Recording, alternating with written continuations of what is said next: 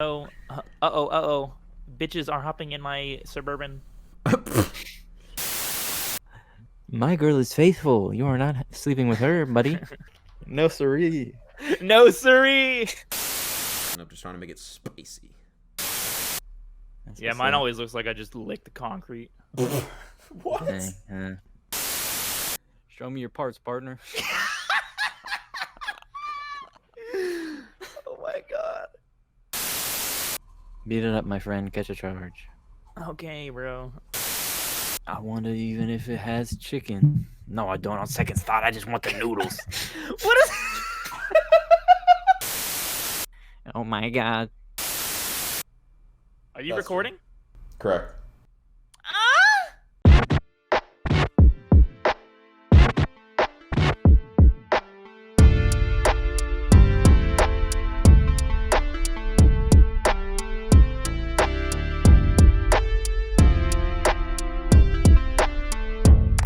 Hey, beautiful people. Welcome back to the Unboxing Light podcast. This is episode number 8.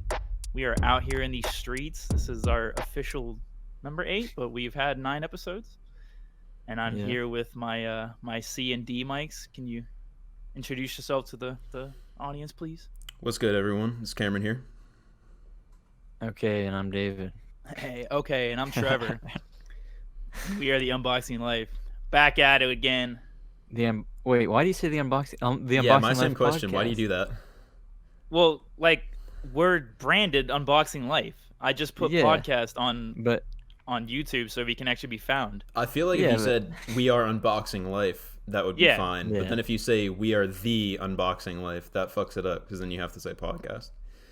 All right, god Yes. damn, people. go ahead. Hey, beautiful people. I think it just Welcome sounds- back to Xbox Live. You can't start again. Welcome back We're to good. the Chat Keep it podcast. I was rolling. starting again. All right. Alright. This is Unboxing Life, and we are the Unboxing Life podcast. There Yeah, we there you go. go. I like that. That sounds my good to me. dick. Mm-hmm. Later, We are we got to record Yeah. now. Mm-hmm. we are out here. So we've got a pretty great episode in tail for you guys, especially given last week's very heavy notes. Like to goof off a little bit, but yeah, we're gonna get sad again actually because I Well, forgot. Yeah, we are. Are we gonna? I guess that's. Yeah, put that up the top or after the traditions. Let's just do the traditions. All and right. Yeah. It'll lead right into it. So you go first, baby. All right, I will go first then. So my fact today is about the Navajo code talkers of the Pacific Theater of World War II.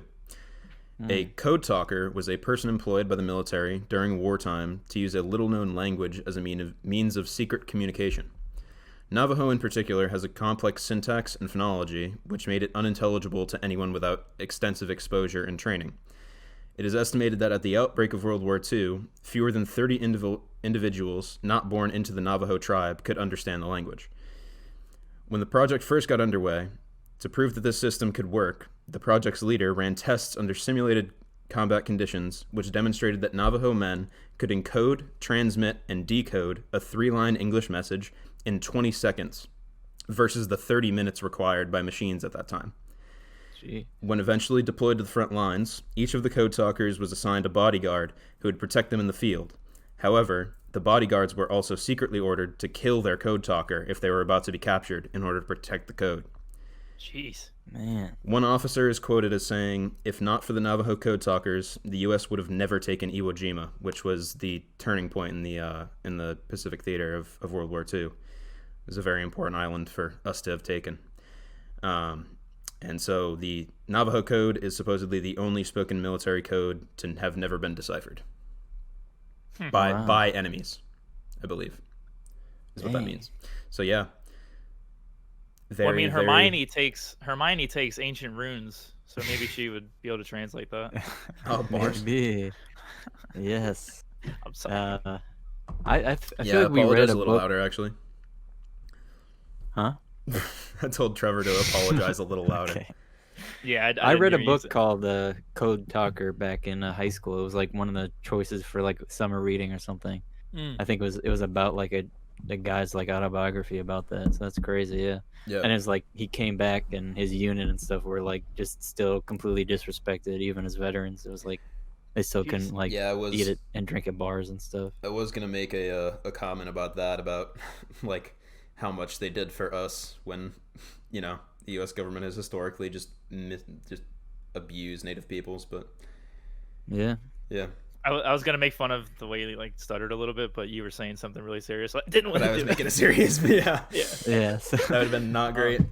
Yeah. Um, So anyway, I always thought Yeah. that the word theater used in context of wartime was like such a cool way to put it, because I just picture like a huge auditorium of the world, and it's With just it like really, it's a playing cool out. descriptive word. yeah. yeah. Yeah, it is interesting. Cool fun Alright. fact. So what do you two boys got for us? Which one of y'all is going first? David's gonna hit you with his fucking track of the week because he's a G. Well, don't say it like that because it's not exactly a turn up track. Yeah, it doesn't have to be a turn. It's freaking banger, dude. No. Recommends Yeah, Bill Withers. so no, it's actually related to what we're gonna talk about next, just like Trevor is gonna talk about.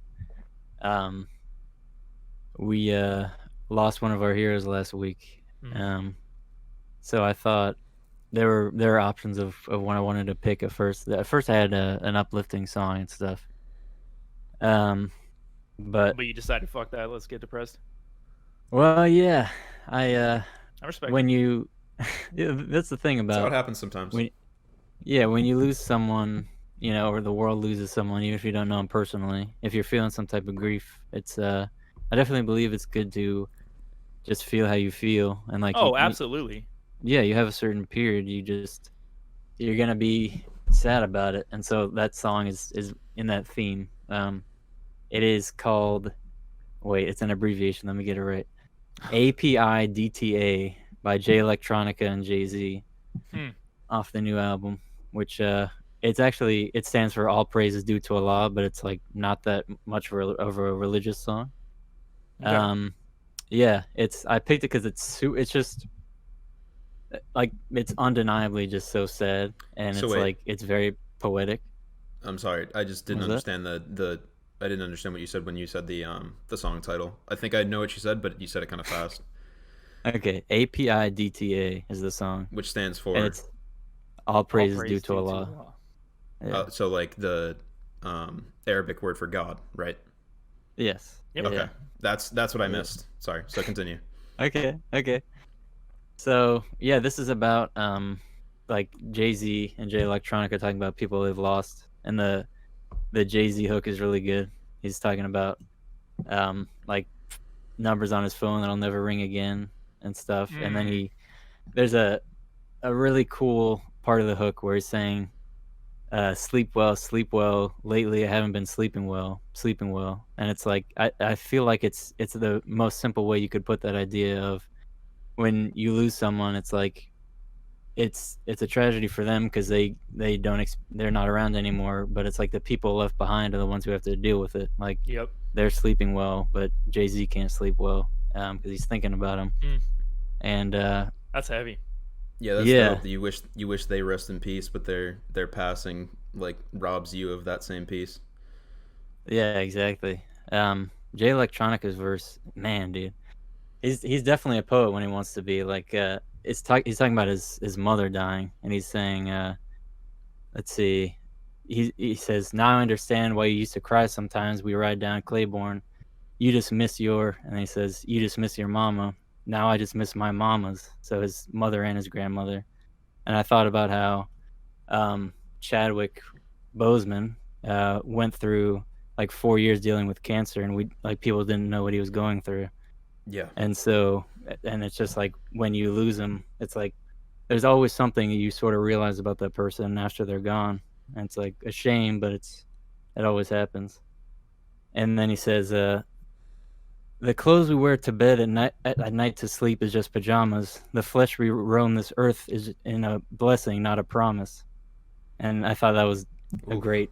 That's always such a an idea I try to keep in my mind. Like, just be happy for, just to be alive in a way. It's like and this is just a less cheesy way of putting it, I guess, right? Like it's just we're not promised life or like a long life necessarily, but it's just a blessing and a great thing to be able to have it for as long as you do, and You are you never gotta too young to appreciate die. that.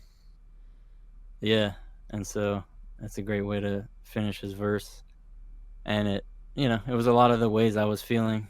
His is about a personal death in the family, but man, losing Chadwick Boseman was like I said, he's just a hero to so many people. He played, Jackie Robinson, Thurgood Marshall, and Yep. of course Black Panther. T'Challa, King T'Challa, baby. Yeah, it was Yeah. wild to me because I had seen 42. I'd seen that movie. We're jumping ahead. And then I saw what? We're jumping No. ahead. No, we're talking about it right now. What do you, I just okay. Anyway, I saw 42, and then I saw obviously Black Panther, and the lines didn't connect. I didn't realize that was the same person, and so when he was, I never knew what actor had played Jackie Robinson. I never realized it. So I believe he died on Jackie Robinson Day too. and I love that movie. Yeah, he did. Yeah. So sometimes those lines just connect in weird ways. But yeah. Man. Yeah. Yeah, Trevor, yeah, go ahead with your quote. We wanted to continue with this. All right. So obviously, rest in paradise to Mr. Chadwick Boseman. Our hearts go out to his friends and family. I read that he died he died at home with his family around him. So, I mean, that's just a blessed way to go out if you're gonna go out. So, he transitioned. He's no longer with us from colon cancer. But yeah, I suppose there is that blessing within the curse of seeing it coming. I mean, it's hard to call it a blessing because obviously you're fucking dying, but he at least he didn't die in a cold bed in a hospital. Exactly. He died in his own home. So yeah, if I had cancer, I would want to go out exactly how he did. Surrounded by people that cared about him. Yeah, for sure. Exactly. So go ahead. So I have a pretty cool, sort of long quote. I think he was being interviewed when he said this, and it goes something like this: "Whatever you choose for a career path, remember the struggles along the way that are only meant to shape you for your purpose. As you commence to your paths, press on with pride and press on with purpose." That's just like a complete encapsulation of like what he was to me, at least, especially after death, considering he worked incredibly hard and he was hired for so many movies at at specific points in time, and he just kept working even though his body was completely failing him. And you would have never guessed that. You would have never guessed that he had colon cancer when he was an Avenger. Like that blows my mind that he was able to do that. Wow. Yes. Yeah. The entire time. Go off to him, dude. The entire time, like dealing with a stage 3 cancer and all the pain and suffering that comes with the cancer itself, as well as how terrible you hear treatments and surgeries. Like apparently he was like getting surgery, like healing up as quick as possible, and then going back to filming. Yep. And then he would be on chemo the entire time and all this shit, and it was like, man, like how tough can one person fucking be to bring smiles and hope and pride and entertainment to such a massive amount of people? Like, I mean, Avengers is now the Infinity War is was it Infinity War or Endgame is the Endgame is the highest grossing movie of all time, and he was a massive part of that. I mean, half of Infinity War takes place in like Wakanda basically, and everything. He was a centerpiece of that movie, and of the snap happened that he were Wakanda. In, and man, like to be going through all that, and like he was visiting kids in the hospital that had cancer, and he like the entire time, like all the Avengers do that, but you look in hindsight, I mean, like Chris Evans, I know specifically does like a lot of the Make-A-Wish visits and stuff like that, but like man, just the hindsight of that, of him knowing what they're going through like so explicitly, and that driving him to make their lives just that much better as long as he can and as much as he can, is just so inspiring. It makes you feel like there's so much room to grow for every person to kind of achieve that level of humanity and empathy and kindness and just being such an incredible human. Yeah, it's people were saying this. It was like the best guy to be like play Black Panther. Like he was just, he's a hero in real life. It's like, Yeah, God, true man. king. A Yeah, true king. A I king actually, in the highest sense of the word, for sure. yeah, our king. Yeah, I was telling Rocio that I hope that they had finished filming for Black Panther 2 so that he could have like a sort of last hurrah. Yeah, for sure. yeah, Hopefully that comes out, because that would be wonderful to see him one more time. I think I was talking about something like that. And the great thing is that CGI has come a long way. So even if they haven't filmed scenes, they could, with like they did with Paul Walker, they can use a body double and then sort of plant his face on top and do his accent Leia and everything. And Leia, and I mean a few Star Wars characters actually, yeah. So, yeah, I mean it's that was like the first thing I heard is that that occurred to me. It was like that he doesn't get to reprise his role as Black Panther, and that they're gonna have to pass the mantle, and it'll be interesting to see how they do that. Yeah, speaking of Black Panther, I guess if you haven't seen Black Panther, this is about the end of it. But the best line in the movie is where are you talking about the very end? Yeah, With, one of the best lines at least, where Killmonger says, bury me in the ocean. My ancestors who jumped from the ships who realized freedom is better than bondage, or death is better than bondage. Or, that was actually, it was written that he was going to say, bury me in Wakanda, and Chadwick Boseman said, like, proposed the idea of doing something different, and that led to that line. Like, he's the reason that line happened. It's a beautiful line. It hit me twice, like when you and I had seen it in theaters together. Yeah. And then I watched it again on my computer when I was hyping up for Infinity War. And I heard that quote again. I'm like, damn, that shit. It gives me chills every time I hear it. It's the epitome of that character of Killmonger and what he believes in. Like as a villain, that's what made him like such a great villain. Was he wasn't like a bad person or anything. He fought for exactly what he believed in. It's just the way he did it, and I mean, watch the movie, but yeah. If you haven't seen Black Panther, please go watch it. Yeah, that's what I love about it. I love that it's about so much more than just like I love a lot of Marvel movies, but there's deeper messaging in there and what it represents and everything. Pretty great. Rest in peace, Chadwick. Yeah. Yeah. Rest in peace. Rest in power. Yes. So with that out of the way, let's get on to some happier topics for once. we want to talk about another Black King came through and delivered. His name is Big Sean. He dropped Detroit 2 last night. Never heard of him. Never heard of him. Otherwise known as Large Sean. Trevor was mega hyped for this freaking release. Yeah, dang. I was so anxious to come home and listen to it like on the dot, and then I came home last night and my Wi-Fi was fucked up. We were gonna do a like a little listening party of the three of us, and that was pretty deadly. Cam wasn't able to join us. Yeah, but Trevor my Wi-Fi was just impeding me, and then we ended up starting at like 1:15 last night, and it's a 71-minute album. So we didn't get done till like 2:30, and we were just like, oh my god, I'm so exhausted. Tired. Yeah, and I love that it's none of the tracks are long except for Late Night Cypher. They're all like 3 minutes, like 3.5 minutes. So it's not even that bad. But that song is just a monster. Yeah, we're just sitting there playing Uno. Would you say isn't it Friday Night Cypher? Yeah, Friday Night Cypher. Probably. Yeah. So did I not say that? I think you said midnight. You said late night. Late night. That's fine. Late night. Whatever. Anyway. All right. Now, Trevor's listened to it a couple of times. I think Cameron and I just listened like the once mainly. So I want to say my thing before we fully get into it. Okay. That you guys are going to have a reaction to.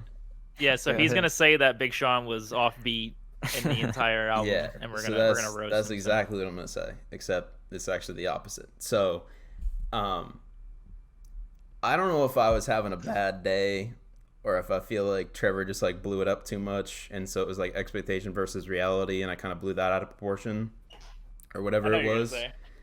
Yeah. But when it's track 3 on this album, when Deep Reverence came on, The beat hit me like it was supposed to. Yep. All the bars Yep. hit me like it was supposed to. Yep. That song is fucking fire. I Fire. retract my statements from the previous podcast. That song is hot as fuck. It is Cash Money, and I love it. It is dope. And especially because I like, you know, on paper, like halfway through my victory lap journey, which we'll talk about next cast. But listening to that made me gain, like I predicted, basically way more respect for Nipsey and way more understanding of like his flow and his version of you know, his style is what I'm getting at. And so yeah, man, that like when it came on track 3 and I was just playing it and I wasn't looking at the track list or anything, and it just came on and I just let it like kind of wash over me, and I fucking loved it. It was Cash Money. So it's super great. I have become reformed. That entire time, Trevor just was like, I know what you're gonna say, and he leaned all the way back in his chair, and like as I was talking, he was like, give it to me. He was like gesturing at the mic. He was like, give me all of what I want to hear, you little bitch. Like, yes, you've been educated. You learned your goddamn lesson. So I'm glad you realized the error Trevor's in your on cloud ways. 9. So yeah, no, I'll never hesitate to admit that I was wrong about something that's that brilliant. You know. Yes, let's go. I mean, he starts the fucking verse with "fuck rap, I'm a street legend." I'm a street legend. Yeah. What else do you need? Like, it's exactly like I predicted that listening to his album would massively change my opinion on his impact on that song. It's the like that I knew it would, but I couldn't feel it until I actually felt it, kind of a thing, where I had to actually educate myself and come back to it. I'm glad you like it in a proper way. So yeah. So that's my off the top, and then I'll let you guys are gonna carry this conversation. All right, yeah, Trevor. There's that. Get into the resident Big Sean stan. What did you think? You know, you listened to it twice. Yeah, so the first listen was pretty great. Me and David were bopping, and I love having those listening parties with the family, just because I get to hear you know, when you catch a bar, ooh, he said that, or you just hear the audible reactions to like beat switches and shit. Yeah. Overall, I like the first listen. I enjoyed it. It was like David and I had concluded that it was a bit inconsistent in its quality, and some of like I guess we suffered from going into it knowing that Deep Reverence was so great. This is why I don't listen to singles. Like I hate listening to singles, but I couldn't pass up a Big Sean and Nipsey song, so I just had to click it. Yeah, it's like David said, where it's like watching a trailer for a movie you know you're already gonna see. Yeah. Yep. I don't watch movie trailers. I try to go into everything like with as little bias as possible, and I unfortunately didn't do that with this. I knew Harder Than My Demons and Deep Reverence before I listened to it, and it just didn't deliver in the way that I wanted it to, because I decided is much more concise, and it's got the songs that I want in the style that I want. Whereas this one was a bit more ambitious in its length and its themes and what it was trying to do.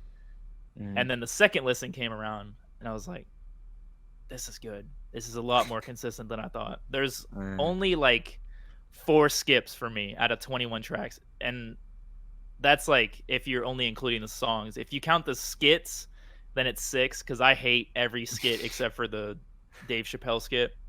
Yeah, I was gonna say, don't say the Dave Chappelle one, because that story was dope. No, it's great. Yeah, it's great. So he has these 3 skits where it's Dave Chappelle, Erykah Badu, and Stevie Wonder talking about how much they like love Detroit, and it's cool because like you're saying, it's an ambitious album. It's called Detroit 2, and it's very much representing for the city.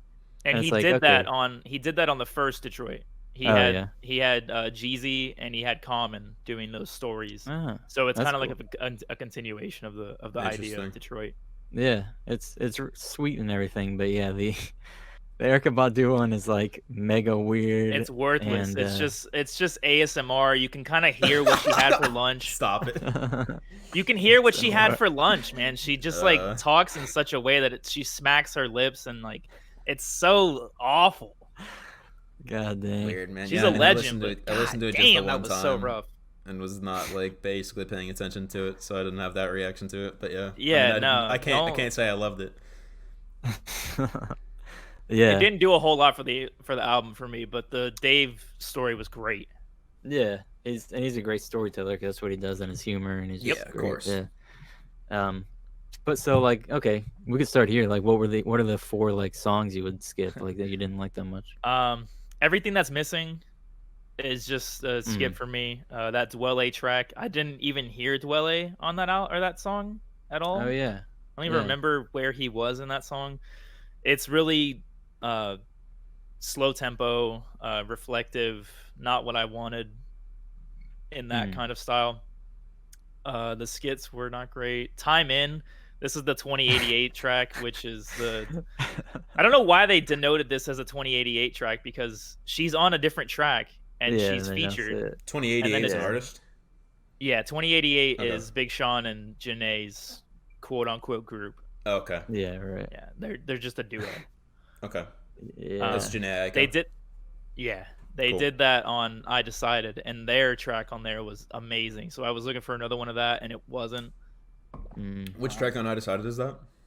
That's Same Time Part 1 Okay. Yeah. on I Decided. And then Feed was really forgettable. Oh yeah. And The Baddest. The Baddest horns are so obnoxious. Yeah. It's like a giant walking in a really tall or really tiny hallway. I can't Yeah. disagree. I listened to this again, and I was feeling it more last night, and I'm kind of like on your side now. 'Cause Yeah. this is the thing. I immediately like those type of samples that are really loud and like Boisterous and yeah. You have really to, in your but face. you have to pull them off, and it's like when you do, I'm into it. But it's like the whole beat for a while is just like that sample, and then like a one generic freaking snare, and it's just Yeah. like the sample is just mega. It's just like, and that's like the beat, and then it sort of breaks down a little bit. The tempo And of then- the sample is just so weird. It doesn't fit Yeah. with the beat at all. Like if And that he- sample was used correctly, maybe I would have liked it. But as a Yeah. standard, All right, And he, David. like- If you put your ego aside as a massively successful beat producer, what do you actually think about it? My ego. I'm not. Fucking kids Yeah, with his dick on the I table with this I got- one-way snare or whatever the fuck you said. I can make a freaking better beat than this. God dang it. yeah, fuck Hit Boy. Honestly, Hit Boy's such a pussy. Damn. God dang. But yeah, Shout and out he- to Hit Boy for doing half of this album and Yeah, fucking he's just dope. slaying. By the way, Yep. Yeah. Did you just He's call on him a a pussy? roll. Listen, bro. Listen, Yeah. this is the thing about I'm the worried baddest. about- This is the other bad thing about the baddest. He says, "Nah, that ain't it, Chief." Do you remember that? He has a "That ain't it, Chief" bar oh, in late 2020. he says fleek. He says on fleek. he said Th- he so- says on fleek yeah. on Lithuania. This is the thing. I was like, did he record this album in like 2017 or something? It was weird that he had those in there. Yeah, But I agree. it just automatically makes you seem a little less cool. But It's like when Logic raps about playing Fortnite. It's like, shut the fuck up. That's a big rip. yeah, pretty much. It's awful. Yeah, it's a rip. So Yeah. other than those tracks, pretty much every track hit for the most part. So let's talk about the best ones then. We've done the worst. Yeah. Let's do the best. For me, it's Lucky Me and Dawn Life.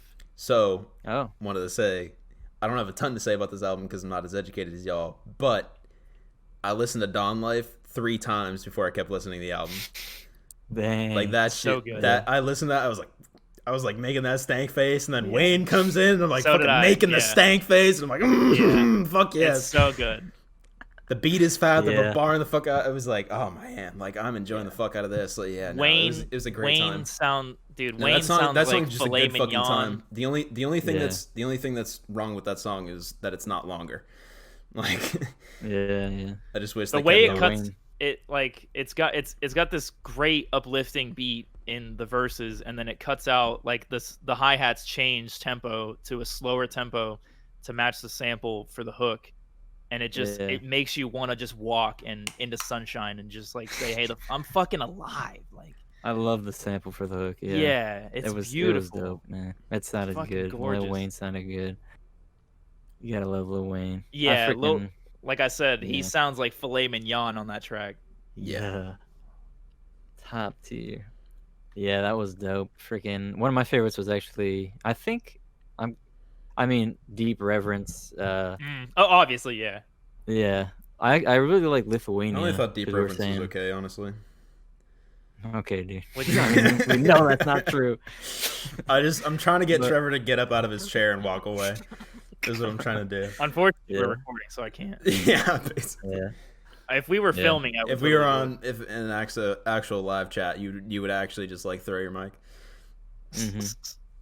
Lithuania was dope, man. That sounded You like dope. Lithuania? Yeah, I Travis can't Scott get on- over the Sorry. the boom bap beat though. It was like so different from anything Travis Scott has been on, and I think it worked. The snare pattern was a little weird for me, but it's Uh. such a solid Travis vibe. Yeah. Like it's an It's nice actual to me. Travis track. It's not like a feature on like a Schoolboy Q album Yeah. where he just made says his own. chopsticks 7 times. Exactly. Yeah. I'm not gonna Yeah. get back to that, but Yeah. see if we cut- chopsticks. We'll see if we cut that into the intro at all. Pre-pod, y'all were popping off about that bullshit. Yeah. Yeah, no, it was trash. Yeah. Worst Trash Travis track. feature ever. Anyway, I love back, Travis. back to the actual album at hand. Yeah. It was definitely a well-produced album, like overall. Absolutely, no, Live. crisp as hell. Yeah. Yeah. God Apart dang, from the what- baddest, none of it sounds bad sonically. Yeah, that's which is funny. The baddest song. Literally. Freaking time in. I actually like how time in sounds, but they say time in like like 8 times. per 20, hook. 88 Yeah. times at the freaking beginning of that song.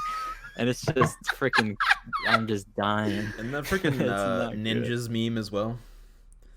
His whole Say that again? hashtag. I don't know if you guys follow Ninja. That's his whole thing. Like, put the time in. Oh no.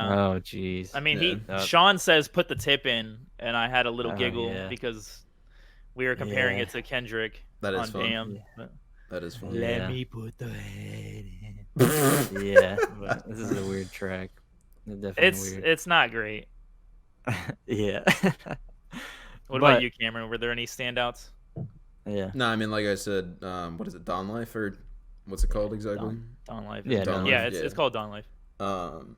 No, that one I was walking around doing shit, cooking for myself, whatever. And that came on, and I was mostly like passively listening to the tracks, like, you know, just kind of getting my first listen in, where Yep. the way I kind of do it is like I just kind of let it hit me, and then like anything that hits me hard I like pay attention to, and that's what Dawn Life did. Was like I was just like letting the bars kind of go by me, and like letting most of the songs like go by me and whatever. And then that came on, and I was like, okay. Yeah. It's Okay. great. Okay. Yeah. And that was like Sean is the first half, and then Wayne is the second half, and then Wayne comes on, and I'm like, okay. And so it was like, Yeah. I was like wilding out just in my kitchen. But Yeah. I wish that And so that I- was the so I listened outro to it, like, track. you said Oh, what? yeah. I wish that was the outro track, and that Still I Rise just wasn't a thing. Man. Dom Interesting. Kennedy does nothing on that track. I like Interesting. Still I Rise as an outro, but he does just sort of talk for the second half, and it's like, all right. I well, told you that it suffers from the same problem that that outro from Prime 2 has, yeah. where it kind yeah, of talking. you notice that it has potential to be an amazing track, and then it just kind of falls flat. And the way they Yeah. end Prime 2, it's like there's no beat at all. Like there's music in the background, but there's no drums. And then it Mhm. like cuts to drums in the last 10 seconds, and then it's just like, "Hey guys, hey," and I'm like, "What are you doing? Yeah, the Give me drums the cut. beat!" As soon as the drums drop in, you're like, oh my god, and they get quiet And- like yeah, they and like the start to fucking fade out album's 2 over. seconds later. Yeah, it is it is the cuckening of freaking album outros. It is so frustrating to listen to, but I don't know. I don't know. I Yes, protested and then, that song. I heard it like 4 times, and I was like, "You know what? I can't support and then this." you're just shouting people out, and then Am I gonna technically get recommended Prime 2 at some point? Because I still haven't listened you to should it. I don't just- think. You should just listen to it on your own, probably. Yeah, I You've already think heard so. I Prime don't one. think it's worth- Yeah. That's I- that's what I mean. Was like, Yeah. I will eventually, but I didn't know if you guys were gonna make a point out of it. No, is No, what I mean. no. I don't think so. There's too many other great albums to get to Yeah, have for that sure. one. And I've already listened to Especially when Yeah, you've heard the better Prime. one. Yeah. Thank you. better one, thank Prime, you. the OG Prime is the better one. Yes. So In your guys' David, opinion? yeah, I like the way that Prime 2 sounds better, if that makes any sense. It came in a point in my life where I needed something that sounded like Prime 2. Gotcha. So I was just Makes I sense. just hooked onto it. All right. Yeah, that's a great album. All right. So you got I wanna anything talk else about- Anything else? Huh? Okay, so David was already getting to where I was segueing to, so Yes. go ahead. Yeah, David. go ahead. I want to talk about another one of my favorite tracks, and this will be more of a discussion thing maybe. Friday Night Cypher. I really Yeah. enjoyed. This is the 9.5-minute song featuring the entire city of Detroit. Yeah, that shit was wild. got- I sent y'all the tweet that was like that someone tweeted out the track list or whatever, and then someone quoted it and was like, because it's track 19 on the album, and someone goes, "Yo, homie Sean called in the entire Avengers for track 19. Like it's literally got Basically. what, like 10 people on it, 11, I think. 11. Yeah. Like, holy Actually, I think shit. there's 12 because I was on Genius earlier and it was like verse 12 was Eminem, so I don't the know. entire city of Detroit. It's fucking Yeah, It was it's, nuts. So he just which- picks up what, like basically every major name in Detroit rap and puts them on this one Essentially. track and gives each Yeah. a verse or more if you're him. Yeah, essentially. Yeah. So it's it's just a ton of verses, and then the beat switches up like 8 times, and it's great. I think like it Yeah. starts it out with a clip samples- flip. That's Yeah, what keeps it. it starts fresh. out with That's what keeps grinding. like what is it, like 8 minutes, 7.5, something like that. It's 9.5. like 9.5. But even more than I thought. Yeah. So that's what keeps it fresh over and over. Is it you kind of like almost feel like, I mean, the song obviously like by itself has some cohesion because of it being one song and it being designed that way, but it does feel like sort of different vibes, different. Yeah, I mean, because obviously different beats and Yep, a lot of different artists literally. coming together. So they all do their own thing, but it is kind of, they have this cohesion that's like almost unspoken, which is really cool. You got the ignorant shit, you got the woke shit, you've got the boisterous, like Yeah. braggadocious shit on there. It's got everything. Yeah, it's like a whole Yeah, deck it's of dope. cards. If you're a rap fan, listen to it. Yeah, the beat switch ups hit, and then it has 2 of my favorite rappers ever on the back end. Royce went crazy. And Eminem. M wasn't cringe. And for This is the thing, yes. M was great.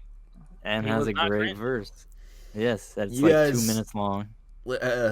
Anyone who's listened to all of our podcasts will know that Trevor and David have a extremely high bar for Eminem content because they know him at his best and they know him at his worst. They are the Eminem fans as far as my my referencing goes. So you'll see that they have a harsh opinion of M when he fucks up, and when he does it right, they This- really yeah, they this is really the let him thing. know that he's on the right track. So yeah, We're every Eminem fan who also listens to hip hop. that's very Like true. we're not That's very true. I'm the not Eminem trying to stan make it out to be that you're Yeah. like a super special case or that you guys are weird about Yeah. that at all. But that's just the case, and that's how it is.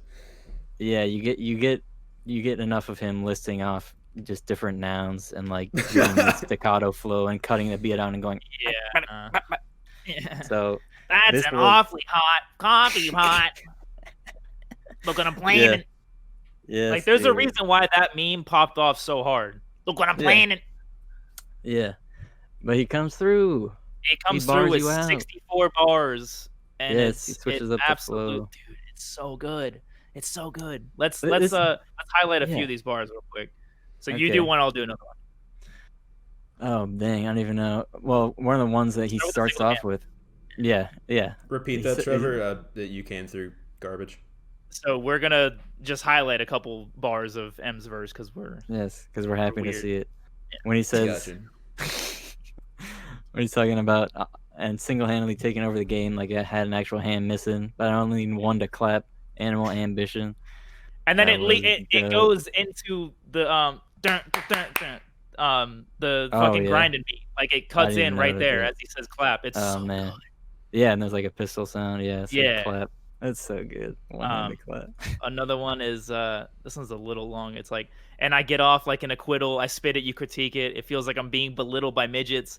It's like holding a nuke or a damn bazooka and walking right in the middle of a little kid's fucking pillow fight with it. Like he's just completely shitting on reviewers, which he always does. But it's Yeah. lovely. My favorite bar on maybe the album. Well, I don't know. The Kendrick one? On this song at least. Yeah, Okay. it was what does he say? Like I don't make sure every sentence and bar with a pencil is sharp, and I'm quick on the draw. Yeah, so when I pull it surprise like Kendrick Lamar. Oh my god. This So yeah, give him a little backstory on that. Yeah, I was gonna say Yeah, I don't so- get that. So Hit me with it. Okay. So, all right. So he's talking about being quick on the draw with a gun. So when he pulls the gun out. It's a surprise. But Pulitzer Prize, Kendrick Lamar was like the first rapper to win a Pulitzer Prize back in like 2018. Wow. Yeah. Yeah. It's So it's so like- layered for no reason. Yeah. It's Okay. ridiculous. It's ridiculous. It's so I'm- good. Another one I liked was bitch, if you pull up with the stick, it's like a car with a manual transmission. Yeah, that's just Yeah, fun. it's That's just funny. fun, straight up. Yeah, That's so funny. I like that one. Bro. When I was listening to it, I basically giggled at that. Yeah, it was good. Yeah. This David yeah, giggled at the Pulitzer Prize bar, and it like went over my head, and I was like, "What is happening? Like, what he saying?" No, listen, I giggled at a lot of them. The Pulitzer Prize, I was like, I actually had my ear tuned like after being so tired, and I heard it, and I was like, that was insane. That was insane. I didn't hear it, and I was like, it went so fast, I can't even say it.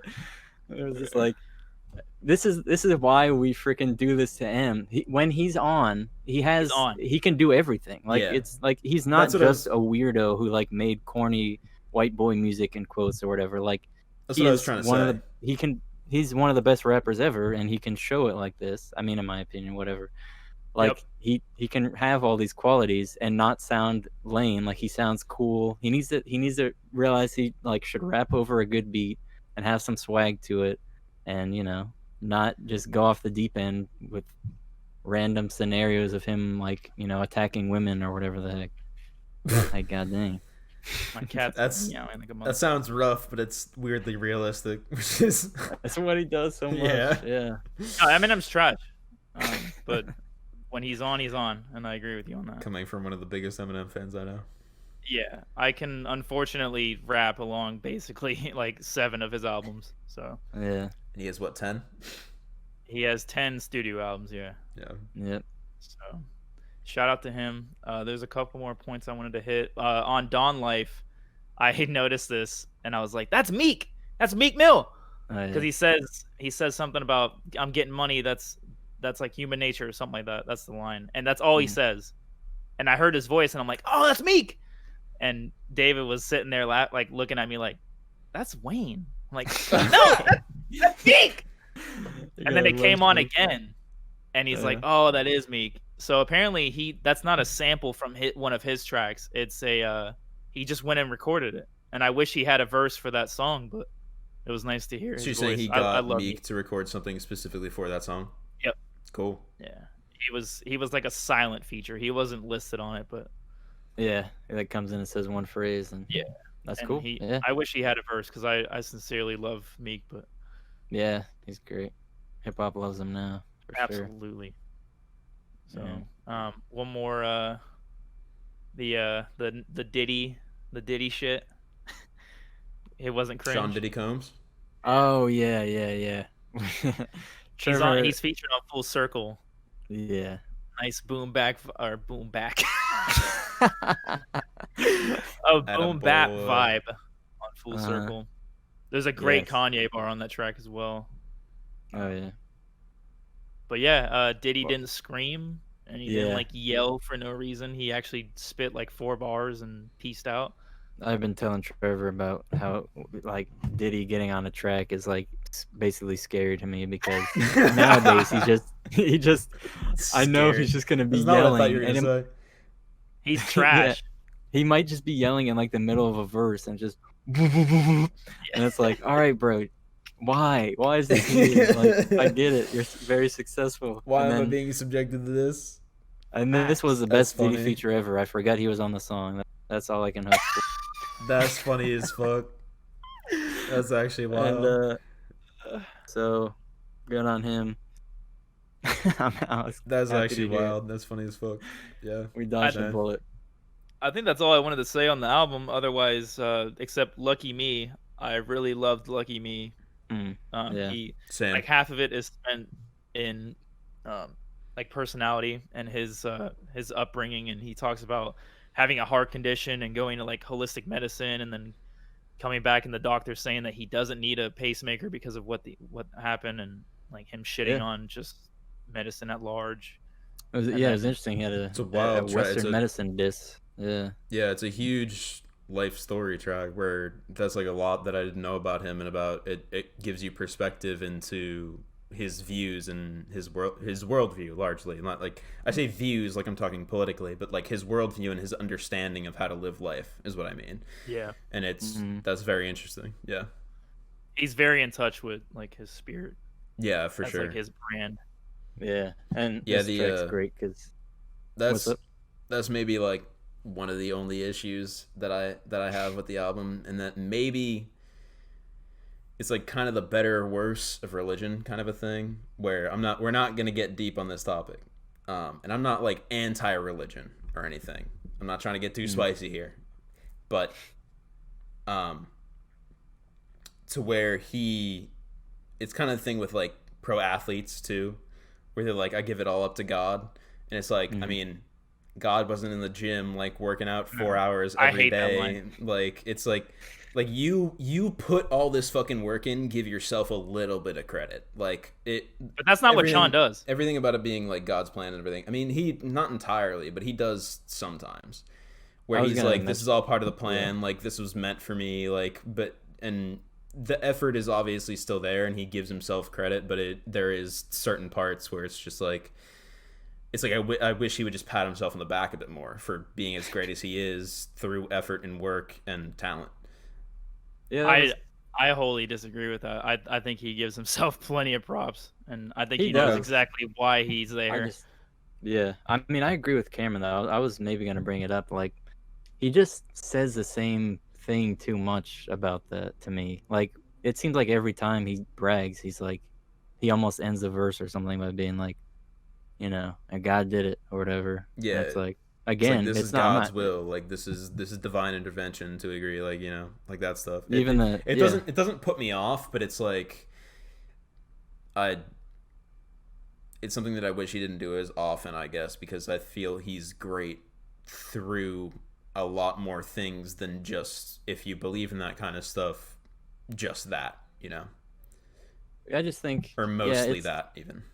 It could be anything to me. It just sort of became a tired lyrical theme when I was hearing it. But again, it didn't really ruin any tracks. It just, he kept bringing it up. And I was like, all right.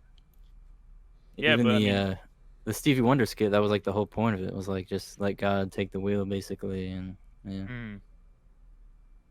The Stevie Wonder skit I did like a lot. Also, yeah.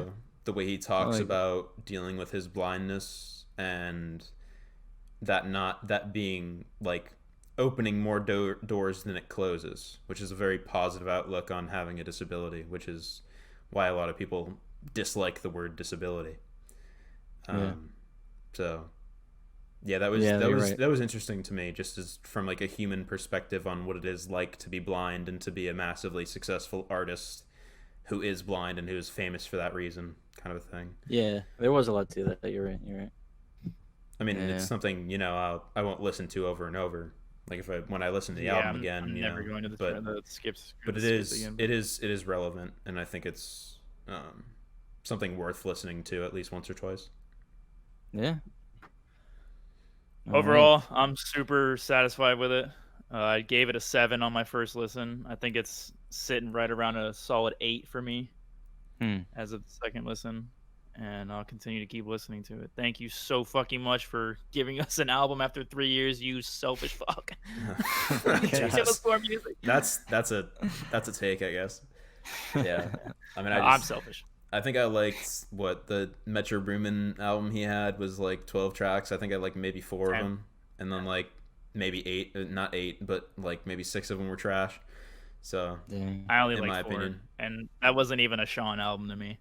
Nah, it didn't. It really didn't feel like it at all. Yeah, like I was so excited for that after I decided, and it definitely let me down. I mean, the songs that I like were fucking great, but then that makes it even more of a discrepancy with the rest of the album, which I feel like the beat is dog shit and like whatever. So, dang. Yeah. I think I'd put this. I always go back and forth with I Decided and Dark Sky Paradise. I don't know which one is on top, but currently I think it's I Decided. And then it would be Paradise. And then Detroit 2. Yeah. Okay. Yeah. So yeah. Thank you for the album. It's quite nice. Fuck yeah, baby. Yeah. I'm gonna keep listening. Shout out to Big Sean. Mm-hmm. Alrighty. That brings us on to our Spicy next big little- topic. Spicy little update. What are we doing Spicy now? little update. So we're gonna give you Trevor's weekly Harry Potter update. we can't even say weekly because we didn't do it last week. Oh, well, yeah. Huh. Mostly weekly. Yeah, so mostly Inconsistently weekly. weekly. Mostly weekly Harry Potter update. So I finished Order of the Phoenix, the book and the movie, and I'm gonna pull up some notes that I wrote on the movie. My notes that I took were just basically differences between the book and the movie. And the only Yeah. reason I do this is because the movies are based on the books, so it's kind of fun to like nitpick and say, "Oh, they didn't do this. They didn't do that." Yeah. You know? As So long as you're not just like sitting there saying it every time. Just I was saying that to Rocio, but I mean, Oh, I think she finds it humorous. So yeah. couple big points. Dude, I mean, like I noticed that Spew wasn't in it, and that let's just talk about like the book as it stands before the movie. Mhm. The book is way too long for what it is. I don't think enough happens to warrant almost 900 pages of material. Yeah. And they claim that it's like the most rich installment of Harry Potter like so far, like as it was standing in that when that came out, and I was, Umbridge is a very hateable character, and it's great to read her and read the interactions between her and Potter and how she always gives him a detention and says, "I must not tell lies," and Yeah, she's the worst. Yeah. she is the worst. Rocio joked about how she's the actual true villain of the Harry So Potter true. franchise. So true. She's worse than Voldemort for sure. God dang. Dude, she is such a bitch. Like That's a take through and that's a take through. that a lot of people have, where she's just like literally the fucking worst. Like, it's like at least Voldemort has like a motivation. Like, at least he's a racist. Umbridge is just a dumb fucking bitch. Like, Umbridge is just awful for no good goddamn reason. Like, she's just I was about to say masochist, a sadist basically. Where she, I mean, that must have been something you love to see come alive. Was like the I mean, I haven't read the book, so I don't know the way it depicts it in the book. But like the quill that like carves it in your hand. I hate it. I hate it. That's a very real thing. I hate it. All the rules going up on the wall was very cool cinematically. I should look up a synopsis so I can remember all the little bits. But I'm sure I'll remember more when you talk. 5 and 6 kind of blend together in terms of narrative for me, which is weird sometimes. Interesting. They're like not even similar at all. I know, it's my fault, but Yeah. I just forget which is which. I don't know why. Damn. Because it's that separation between when the game ends and Voldemort is definitely back, and then the final showdown with Voldemort, which is Deathly Hallows. It's like all those events that occur between can basically happen in any order. I mean, I know know that eventually they fight. Yes, so, of course. No, they're just gonna. That's all I'm build up saying. I'm not spoiling. I know for a fact I'm not spoiling there. So I didn't say you were. I just said you had to be careful. yeah. No, I would definitely fucking kill myself if I actually spoiled all of Harry Potter for you. And I would take my own life. So yeah. Wow. So that's something we're quite carefully avoiding for sure.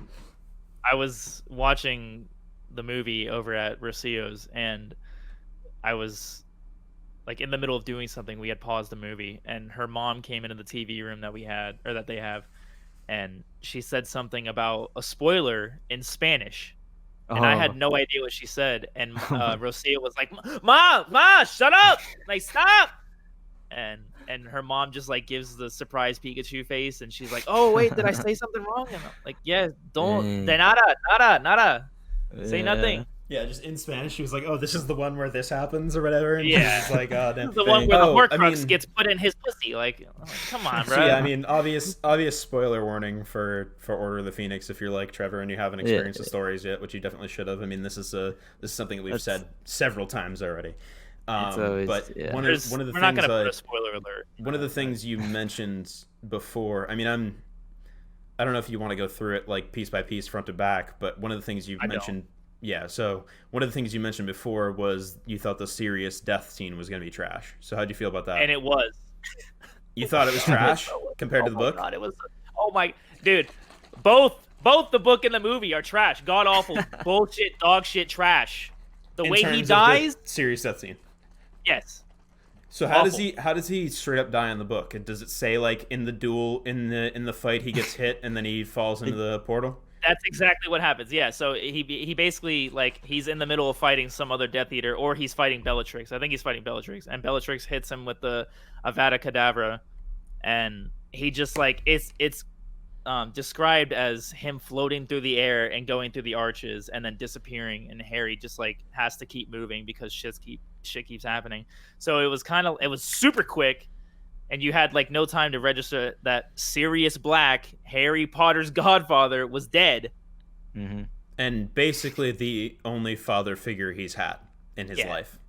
Yeah, is dead, gone.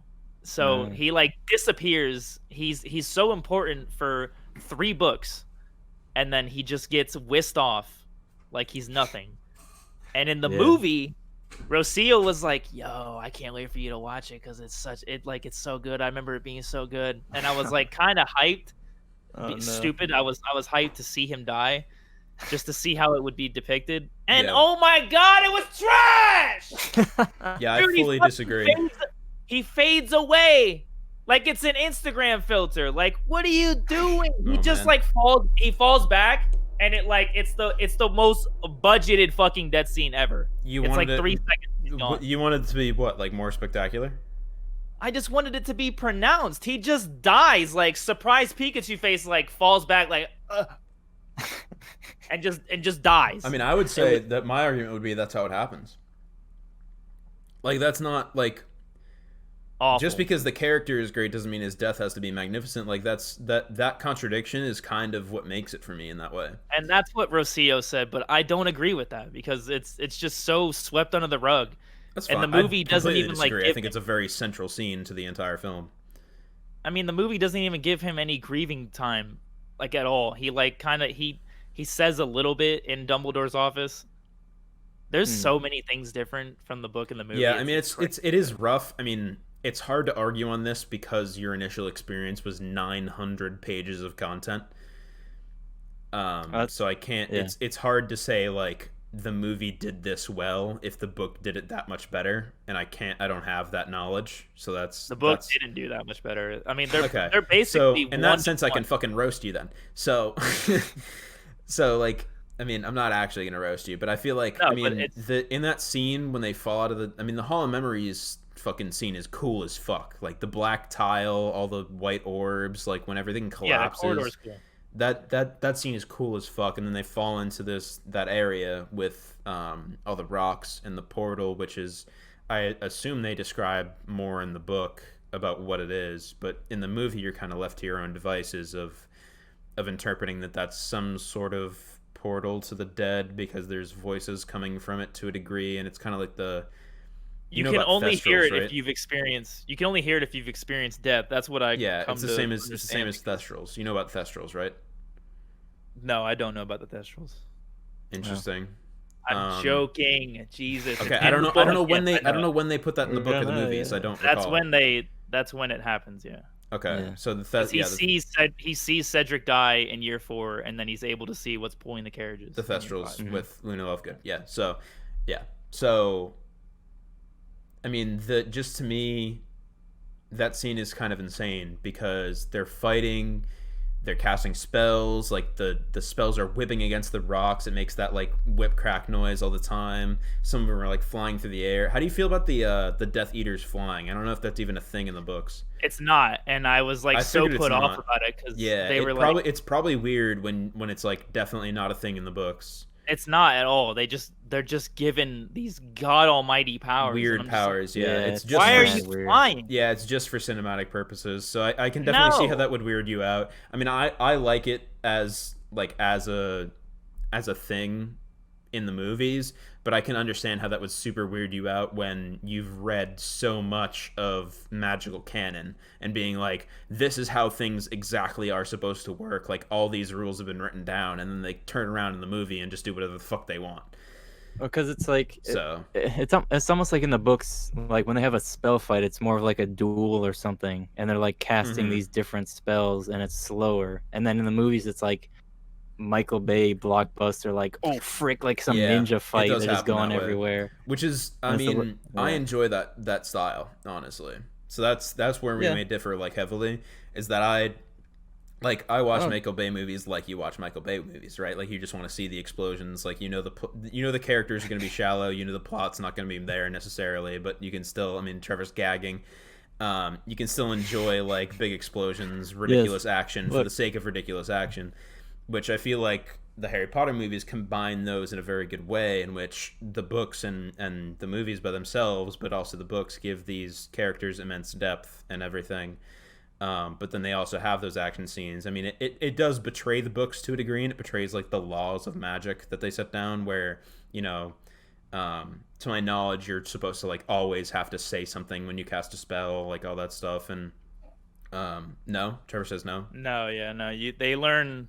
At least in Half-Blood right now, they're learning how to cast. If you think it hard enough, you can just cast a It's spell. like a super high level thing, yeah. Yeah, not everyone can do it. So anyway, so I take that back then. But yeah, no, that scene's great for me. The audio engineering is cool as fuck. A lot of the visuals are cool as fuck. It's a little, black and white, the way they make the Death Eaters black when they fly, and the like the dust, the smoke is like black, and then the good guys are white, and it's like, it's a little too obvious of a metaphor, but it's you kind of let it slide because it's not at all the focus.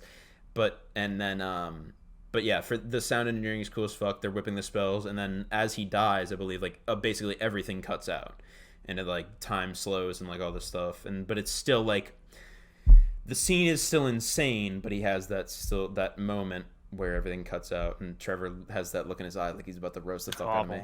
That's awful. What were you gonna say, David?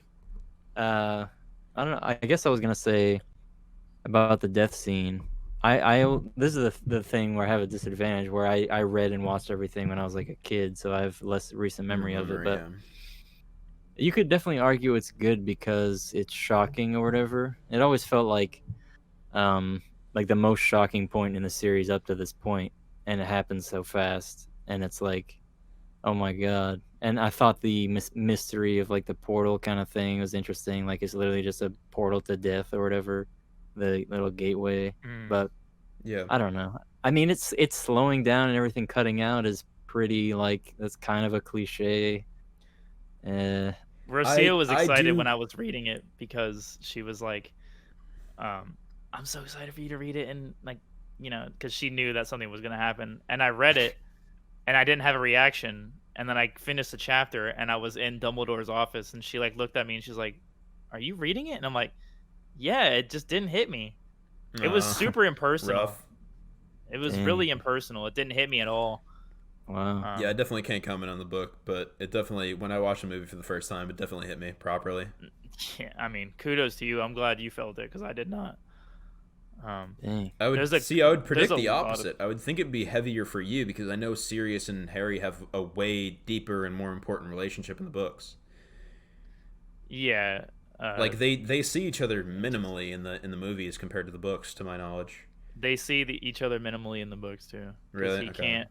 He's still a quote unquote convicted murderer. He's he can't roam the streets. An Azkaban escapee and everything. Yeah, so it's sort of like they can't see each other, but I feel like they emphasize how much Sirius means to Harry more in the books. Yeah, that's what I was trying to get at. I think, to my knowledge, that's how it is. But there's a couple points I wanted to just, like, highlight that are different from the books that kind of pained me. For sure. I'm just gonna, like, rapid fire them off. Yeah. So there's no prefix. They don't exist in the movies. They don't give out prefix badges. They don't roam the halls. They don't do anything. Ron and Hermione wait. Like, literally, I have to ask what that is, because I actually don't know. Yeah, because you've never read the book. So prefix are like, they're like prefects. Yes. Oh, okay. Pre-film, Yeah, I've read the early books enough to know who those are. Yeah, Yeah. no, they don't Okay. exist in the movies basically because it's a detail that would be spent too much time on. I think. Yeah. So, but I think So Okay. prefix don't exist. Yep. Spew doesn't exist. The Society for the Protection of Elfish Welfare yeah, that starts doesn't exist. in book That 2. is a huge that's a huge plot detail or It's like Hermione's subplot. passion project, right? Yeah, of like essentially fighting racism in her world. Yeah. Yeah, it's like That- an elf civil rights movement. In like Yeah, a exactly. speciesism, That's not in but the yeah. that's not in the movies at all. They kind of force Harry's temper. They don't really stress why he's so upset with the world. In the books, you're given like 80 pages of like him being cut off from the Wizarding World and him not knowing what's going on, and people are saying that he's a fucking maniac and he's a nutter and he doesn't know what he's talking about, that who's back. Mhm. And in the movies it's really rushed. Another one, a couple more big ones. They have Cho Chang be the snitch on Dumbledore's army in the movie. Oh, wow. That's I not forgot how it about that. happens in the book, and I was like appalled I forgot because that. Dang. it's Marietta, who is Cho Chang's friend, who doesn't ever want to be at the meetings in the book, Man. that snitches on them, and then Hermione hexes her so she can't say anything.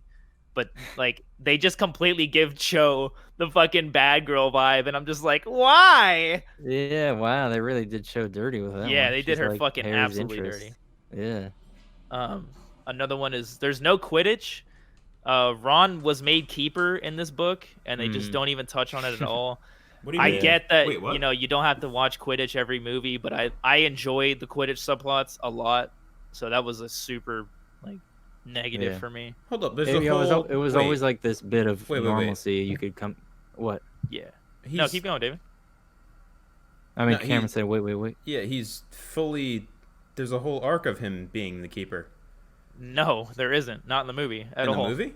No. They might have switched at movies. Maybe this is why I get 5 and 6 confused. Because Yeah, there's no, a he's- whole bit where he tries out and did you get the Felix Felicius or whatever, the Liquid Luck? That's in book 6. You're talking about book 6. Okay, yeah, that's okay. I'm just retarded. Wait, so in book 5, they make him keeper. Yes, in book 5 they make him keeper, and then in book 6 Harry becomes the Quidditch captain. And I haven't Interesting. gotten to that part in the book yet, but he's gonna have tryouts So for I guess the team. I guess they So that's where they literally weave it in, probably. I guess for they book literally 6. switch Ron being keeper to just movie 6 then. Yeah, that's 'Cause just that's a whole little- thing. You'll see. little We'll whack. come back to this. You'll see it.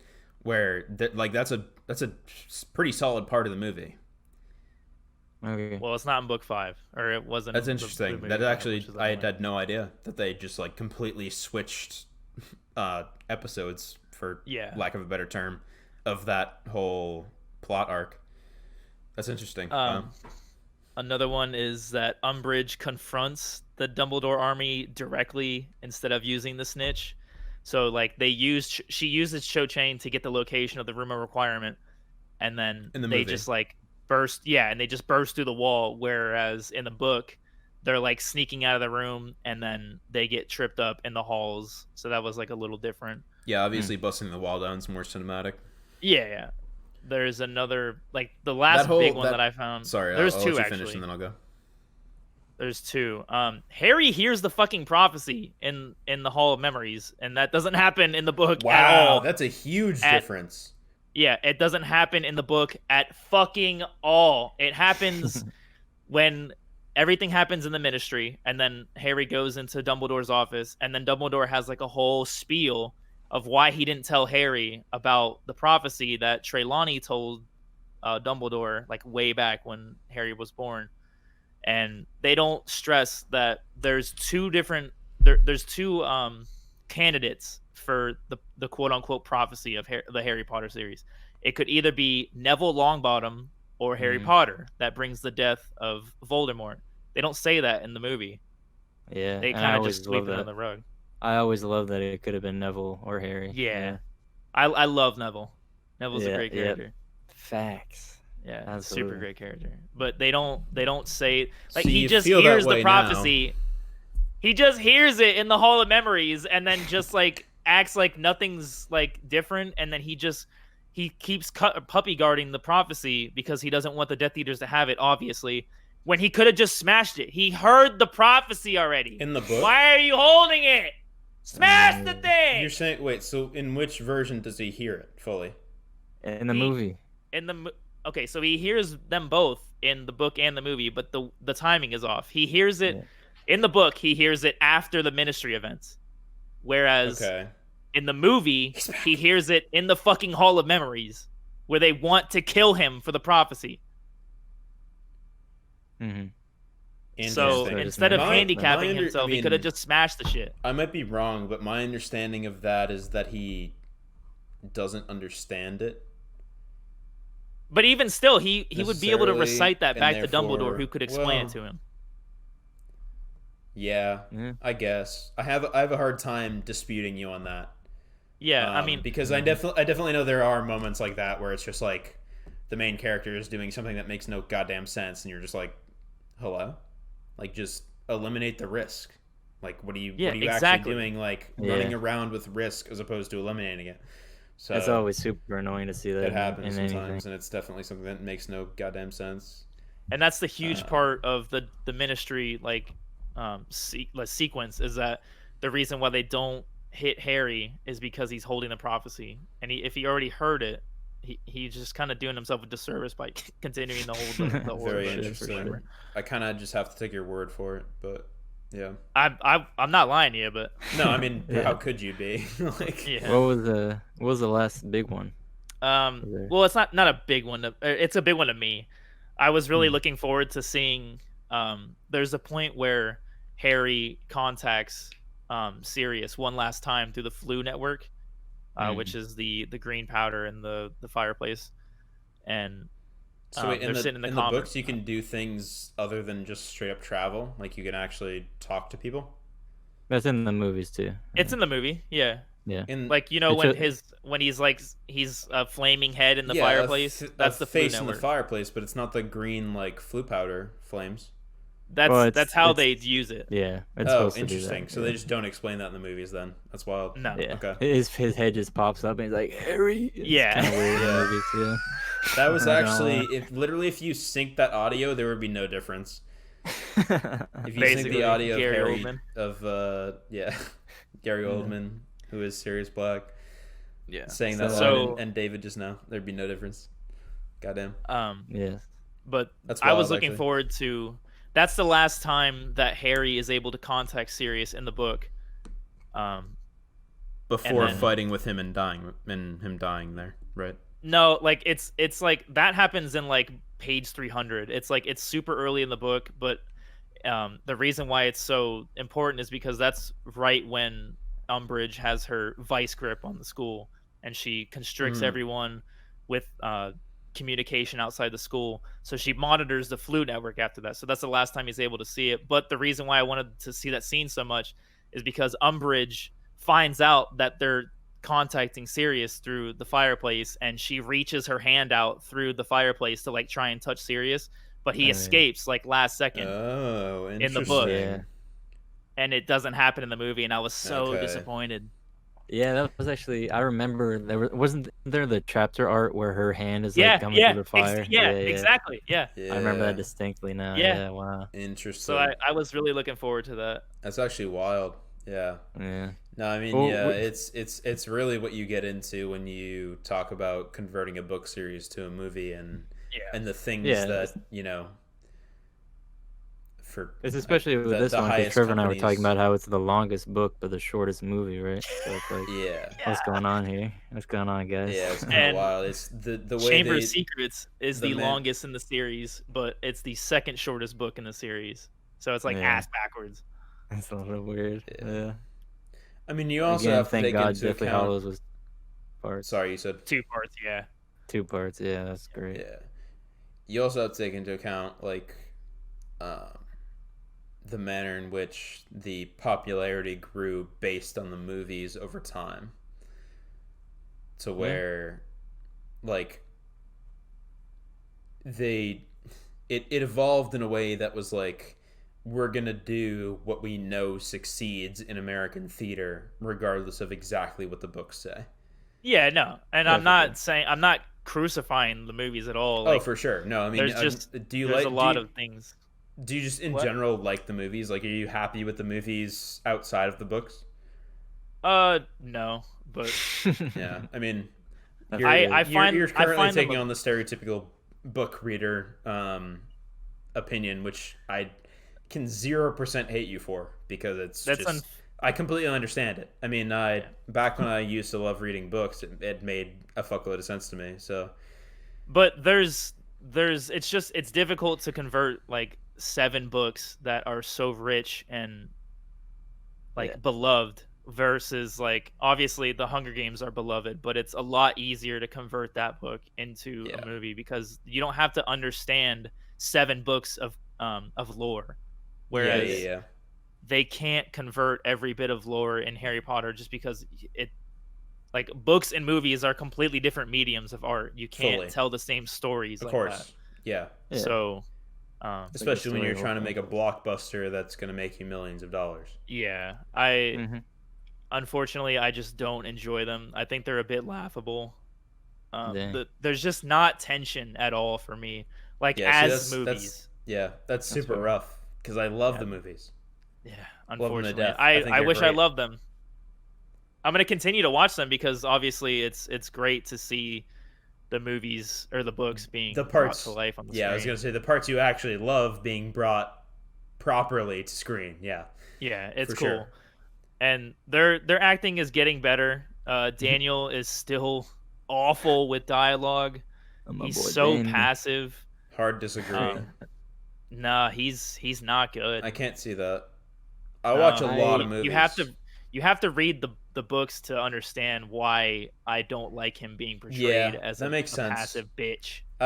Yeah. I've heard that Harry in the books is way more, like Different, so aggressive different. and like OP almost. He's arrogant. He's an Yeah, asshole. yeah. He's also respectful of his friends. You don't get that in that. His full attitude and his full personality doesn't come through in the movies, which is something You I've just don't. heard several times. Yeah, Yeah, you but don't get it. I as someone who has nothing to compare it to, I still enjoy the movies for sure a lot. Yeah. That's fine. Yeah. And I'm like in Which the is middle. like, Alright. ignorance is bliss to a degree, right? What's your Where guys' favorite? we're like, I don't know Uh, better, so What's up? what's your guys' favorite movies without spoilers? I couldn't say. I can't remember. No? that well. I think the one that I've enjoyed the most was Goblet of Fire, just because all the shit that goes on. I agree. Yeah, that's a Um, good one. because I mean, you say without spoilers for you, so we're disrespecting the audience, I guess, in a sense where I'm just gonna give Goblet of Fire spoilers. But No, I meant like spoilers for me. I don't give a yeah, fuck yeah, about that's Like, they already You're know what first, we're Trevor talking doesn't give a about. fuck about the audience. Yeah, But anyway, we love you guys. we love y'all so much. Yeah, I mean, the games, the degree to which magic and random bullshit gets used, where like he has absolutely no idea how to survive the lake event, and then like Neville comes in mega clutch with like his knowledge Which of is gillyweed and stuff, and it's gillyweed. like It's funny all because it's Dobby in the book, like right? Yep. and then you talk about like in the book, like he never leaves the arena when he's fighting the dragon, and then in the movie, it's like he calls his broom, he flies around like all of Hogwarts, you get to see the castle in like a super epic degree, you get to see all this shit. He's like, there's super tense moments with that, so it's there's a lot I love about the Goblet of Fire movie for sure, Yeah, Yeah, you could Goblet's cool. argue. because Yeah, I think you, it's you it's could kind argue of it's the best one to adapt into a movie because, I mean, the book is about a spectacle event, and the movie just exactly does the spectacle really well. that's So it's exactly like, how I alright, feel. Yeah, yeah, Um, yeah. So as it stands, Goblet of Fire is number 1 for me. cool. Then Order. Order terms was of still movies, right, not entertaining for what books? it was. Yeah, the movie. Yeah, not the Okay. books. God no. And then it'll be Sorcerer's Stone, Chamber of Secrets, and Azkaban is pee pee poo poo. Awful movie. all right. It was the lowest earner of the movies apparently, which Yeah. is Azkaban? good measure. The movie is trash. Man, that's funny. So Yeah. rushed, but we're not getting back into it because I don't want to fucking talk about this shit. Yeah, I mean that's definitely it's once again a perspective difference. Yeah. So I'm gonna finish Half-Blood this weekend. I'm gonna go to the beach and I'm gonna read on the beach like a fucking 80-year-old. And How far into Half-Blood are you? I'm on page 200 and there's 650 pages, I think. So Okay, so you definitely don't know who the Half-Blood Prince is, right? nope. I just got to the part where he gets the book. textbook that was owned by him. Cool. No. Yeah, All right. I'm excited. I honestly I'm liking can't wait to hear your reaction to that. Yeah. I'm liking. 'Cause Yeah, the- she I'm liking does this book mysteries so pretty far. well. The Say that again, David. I think J.K. Rowling does mysteries pretty well. I always like them. So. Yeah. I was gonna say 6 is probably my Does second what? favorite movie. Very well. Mysteries. Sorry. Oh yeah. Yeah, she's very good at like making you think that someone's the bad guy, or like having this image of who it is that that's driving the plot the whole time, and then it like twists at the end, and it's really it's not predictable. It is predictable in the formula, but like you kind of don't know where she's gonna take it with the character. I'm gonna spoil without spoiling. You don't know how right you are. Okay, cool. You're gonna lean into that idea even more as you go across. So I don't want you to like just keep on reading, and it's even by saying this, it's not like I'm saying like, oh, like that's super true, and then you're gonna suspect the unsuspectable kind of a thing, like where I'm spoiling it in that degree, where like I'm not telling you who it is, but I'm saying like it's not who you think it is. Like that's even not a spoiler because she does it that well. I have an inkling of who I think it is, but I'm not going to talk about it because I don't want For sure. to. I'd I love don't to want hear to it have next any. week. Go into it more. Yeah. Love to hear it next week. All for right. Yeah. So we'll talk about it next week. Yeah. So that is. Did you want to touch on the Nintendo Direct? Yeah, sure. Sure. So, Nintendo came out big dick energy style yesterday. Hell fucking yeah, baby. On the 35th anniversary of one Mr. Super Mario Brothers. Never heard of it. They announced a couple games actually. They announced a HD collection of Super Mario 64, Super Mario Sunshine, and Super Mario Galaxy, all in one disc on the Switch. Updated resolution, same animation. It's just like 60 frames a second, and it looks gorgeous. And I saw something that I should have sent to y'all, especially you, Trevor. That it was Nintendo currently. It was a tweet. It was like Nintendo currently, and the video was them stacking all the disc versions of the original games on top of a Switch, and then taking Super Mario Galaxy 2 and throwing it in the toilet. Yeah, because they haven't. They just kind of pretend that doesn't exist. Yeah, that's rough. Yeah. How'd you feel about this, David?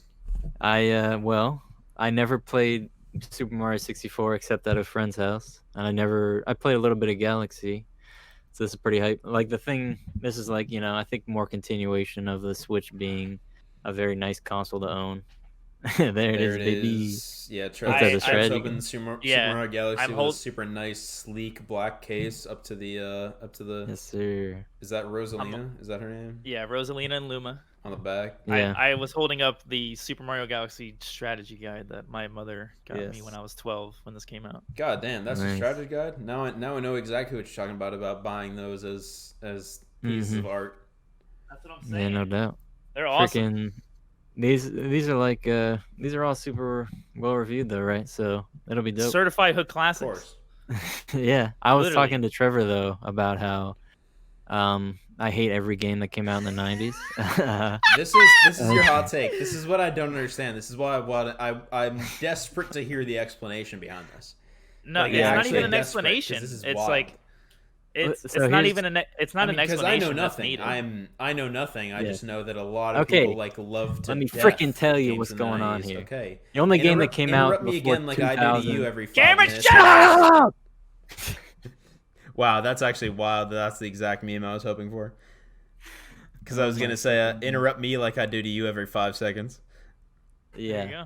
Listen, did Fire Red come out or freaking Red come out in the 90s? Because that's the only good one that came out in the 90s. Yeah. Game I think in it came general. out. I think it came out in 96. Okay. 96, 97. So I'm going back and playing Ocarina of Time right now with like a couple friends just watching me, and it definitely has merit. And I wouldn't say I hate Ocarina of Time, but it's like I don't know, man. I'm so like I can't be a donkey where I go back and I'm like, wow, for the time the music was crazy, bro. It's Yeah. like, But it is. Shout out it Video I Game know, Donkey on but YouTube. it's like it's freaking. It's just everything's a triangle, and like the aiming is so freaking wonky, and That's actually I funny can't- as fuck.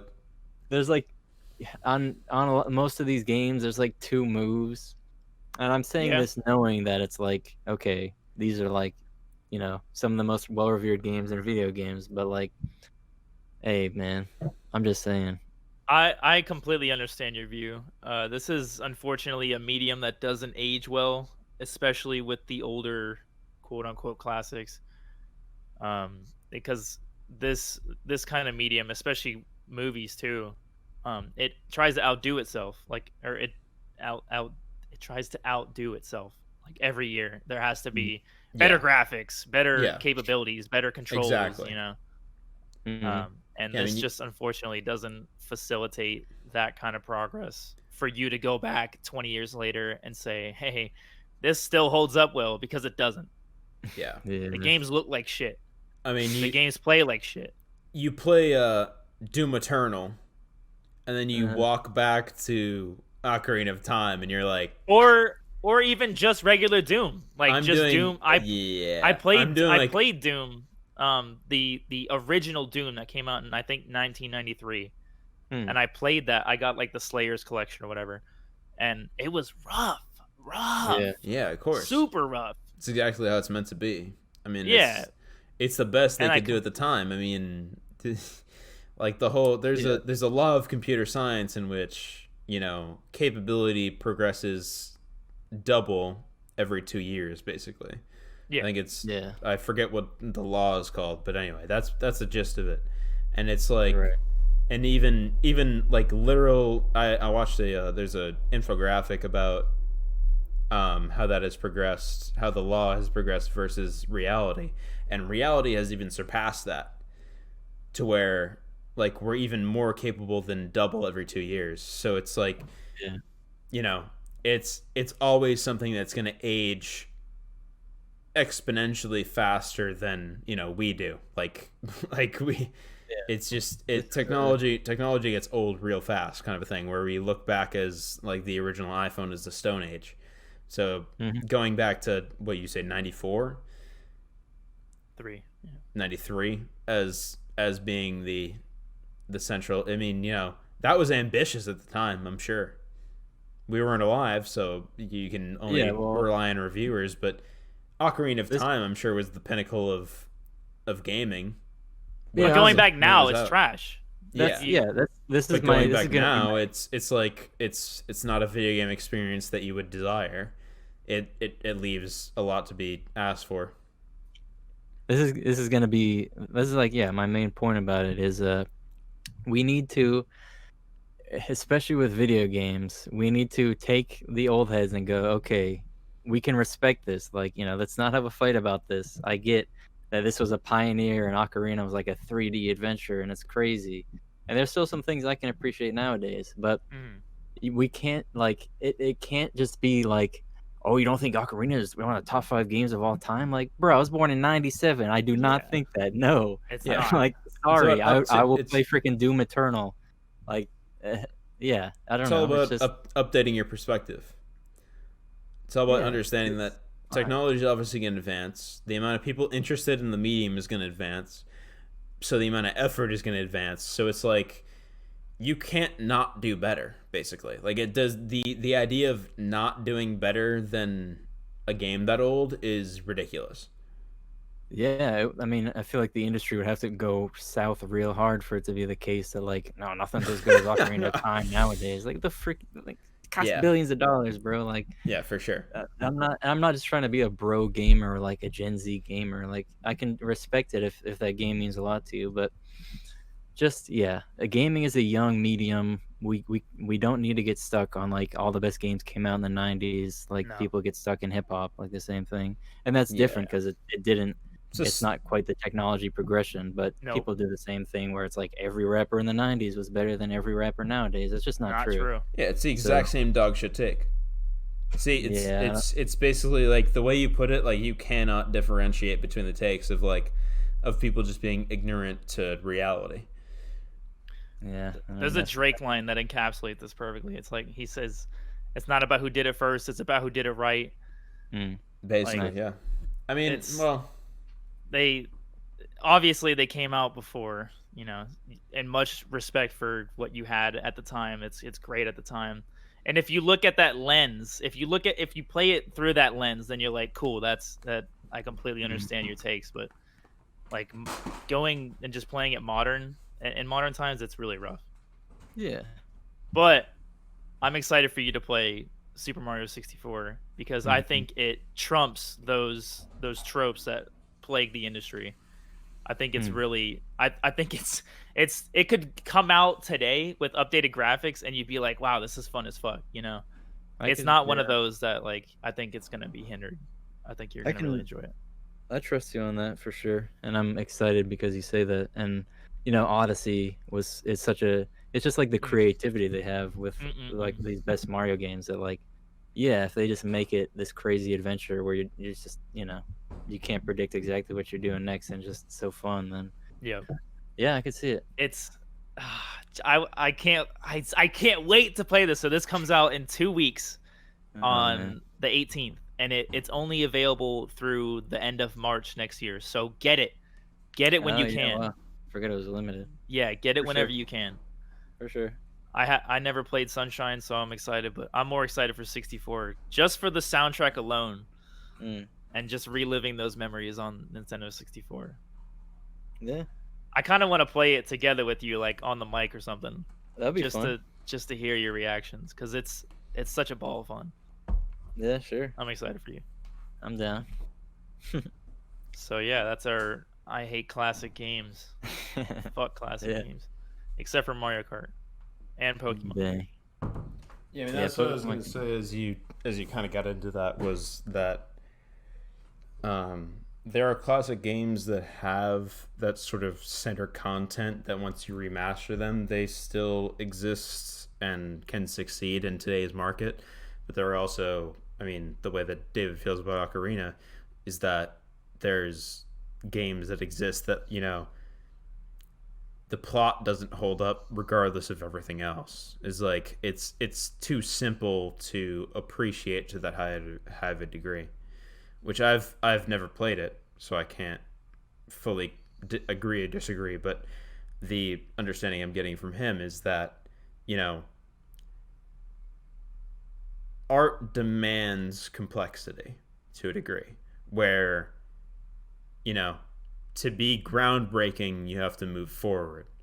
And so when you're when you're the pioneers of video games, obviously going from nothing to literally anything is a massive jump compared to what we deal with now with the AAA cycle and several like billion-dollar companies putting massive effort into the games they publish and all this. So it's almost not comparable. I mean, I hate the phrase apples and oranges. Honestly, I don't like it. I think it's irrelevant. But if it were to ever be used, it would be now, where, to be groundbreaking at the time was as much of an effort as to be groundbreaking now. Yeah. However, creators now have a far larger corpus of entertainment and examples and education than they did when the medium basically was just starting to exist. Yeah, so we get it. It's definitely forgivable. It's like massively forgivable, but it's of course. But it's not something you have to pretend to enjoy just because it's classic. Yeah, and I feel like that sums up what you're saying, David. Being a pioneer deserves respect, but it doesn't mean you're the best. I mean, For sure. That's exactly what I was trying to say. Yeah. but Fuck classic games. All right. That is not what I was trying to say, but we'll let it stand in and of itself. No, That's what I'm saying. no. And I respect you Okay. for that. So we are going to move on to our last topic. Are we only I want finally to- getting to erased? Yeah. Let's freaking do it! God dang it! Give us a little background, David. So, all right. So let's intro All right. this. Y'all are probably in maybe a couple minutes or so. I want to talk about the show conceptually and why I enjoy it conceptually above the plot. Okay. So, if you have not watched Erased, which is an anime that we were about to talk about, which is one of David's favorites, and he will elaborate on that soon, I'm sure. But if you have not watched Erased, your responsibility now, it is not something we wish upon you. It is that it is so good that you should definitely go fucking watch it immediately, or as soon as you possibly can. I'm throwing my Because hands up like it I'm at a is- rave because I didn't really know how they felt about it. And David's it's mega rave. celebrating. So yeah. So if you have not watched it, now is your time. Like this is the instance in which that you should. It's on Crunchyroll. This Tuesday, actually, it got uploaded in both Japanese and English with subs in I think 4 different languages, which include German and French. I don't know if we've reached that far yet, but anyway. So anyway, watch it.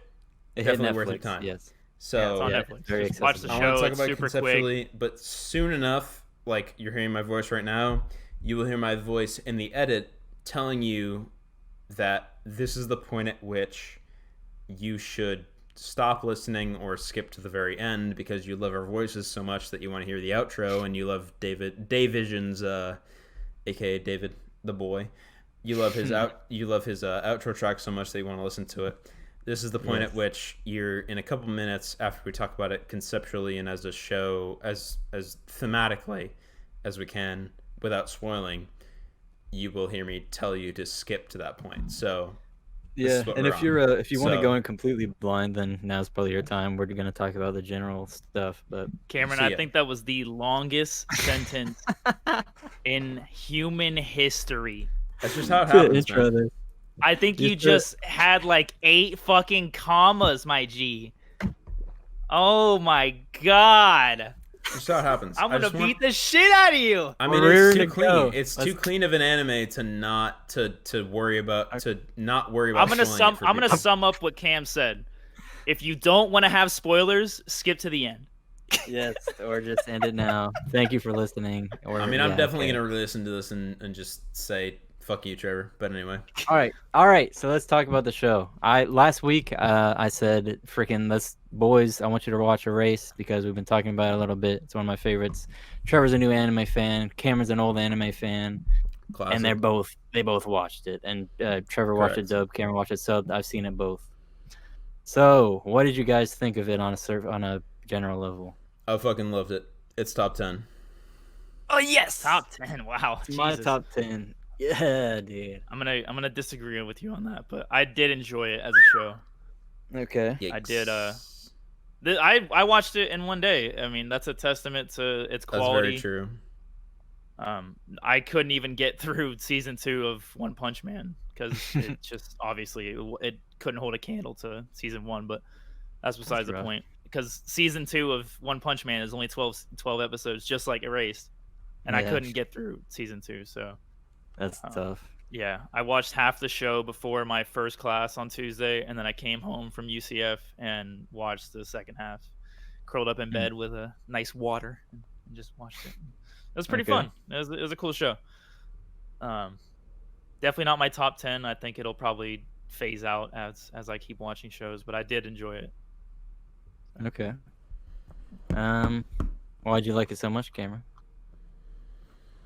So before we get to spoilers, what I want to talk about was conceptually. So I've watched quite a few shows. I mean, I watched quite a few animes, but even anime, I think, is the plural of anime. But anyway, quite a few shows even beyond that, and so I'm like pretty desperate for original concept. And Erased isn't exactly a completely original concept, but I do It's love it. not. I do love it for the take it gives on that. So Erased, without spoilers, because I'll give episode 1 shit that you know, which is basically not Fuck a that. spoiler. We're talking about spoilers. If you don't want to hear the spoilers, just go. Yeah, we're just going. We'll give you the timestamp. We're gonna go into the story. Like, just Okay. fuck it. I mean, I want to do a Fuck bit that. of like convincing people to watch it, but if we're just making that hard line, then sure, I'm fine with it. Doesn't matter to me. It's short. It's quick. It looks It's beautiful. 12 That's enough that episodes. you should know. Yes, Just go watch the it. animation is gorgeous. Yeah, you should definitely watch it so that you only if you want to listen to us talk about it.